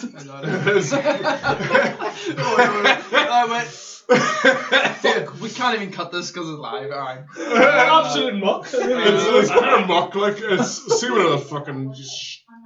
Yeah. You get the idea. Yeah. Yeah. So I was like, I've just got to go at this as hard as I can, and then especially with Jeez, man. With the end of the solo, the very last tapping part, just before Dave comes in with his rude vocals, it's very much lifted from Lynch Mob. Well, Because I like that kind of solo Yeah, style. It's like, I don't know how he does it, but then I was playing one day, I was like, okay, well, that's it. Well, although So- I want to put something important in here because this is something that doesn't get talked about enough. Although you wouldn't think it, listening to this stream, Ryan doesn't often open his mouth live. Ryan has got this thing where he doesn't like to sing live. Now, he does do it. Ryan has got a deceptively big range. I asked for a beer. That is not a beer. And then we got vodka. This is a really Is that vodka? this is a really important point, though. Please, come on. Beautiful. No, Richie, take Ryan- your chalice of... guys. Hey, I'm trying to talk here. Ryan has this thing where live, whenever he is singing, he has no confidence in his voice. Like, we all know that Rick's got a great voice. I have to cover Ryan so much live. Like, we all know that Rick has a great voice. We all know that Richie can sing very high notes. But Ryan is an unsung hero vocally in Maverick because Ryan possesses not only a great timbre, nice delivery, but he has a very powerful voice. He's like, imagine me transposed down a few keys. He's got that kind of quality, in my opinion, to his voice. You can hear a lot of guests in the outro varies there. Well, no, The last part I would say forget the outro. You can hear it in the call response in the chorus. Yeah. Like Ryan actually takes a solo line. This is the only time in the history of Maverick where Ryan does a vocal solo. So like whenever I go, when I go like the darkest night I could like the tears are washed away by rain. It's just Ryan. It's James, what's way red? Sorry, yeah, but listen. Drink. But yeah, no, but that whole I wasn't available that day. it's all Ryan. But the thing is, though, Yeah. initially I was going to sing it, and because Frankie was like this, and you might as well sing it all, kind of thing. And whenever we heard Ryan's take, we're like, do you know what? Actually, not only does he sound great, but his voice has a nice play off mine, and actually, I think until you heard it back, you weren't on board really. No, not at all. And then whenever he heard it back in his ears, he heard actually, It's okay. I actually sound decent here. There's So, times that I've done that live as well, but obviously, if you've seen us live, at times you love sharing the microphones. So Rick, me and him will sing the same line. Sure. Me and Davey will share a line. I'll share it with Ryan, and there's times that I've went up and me and him will share a single line, and I have intentionally Sound quiet. Sign. I've noticed that. I've sang nothing intentionally. Yeah, you're just going, I've sang nothing, but I made it seem like I've sang words.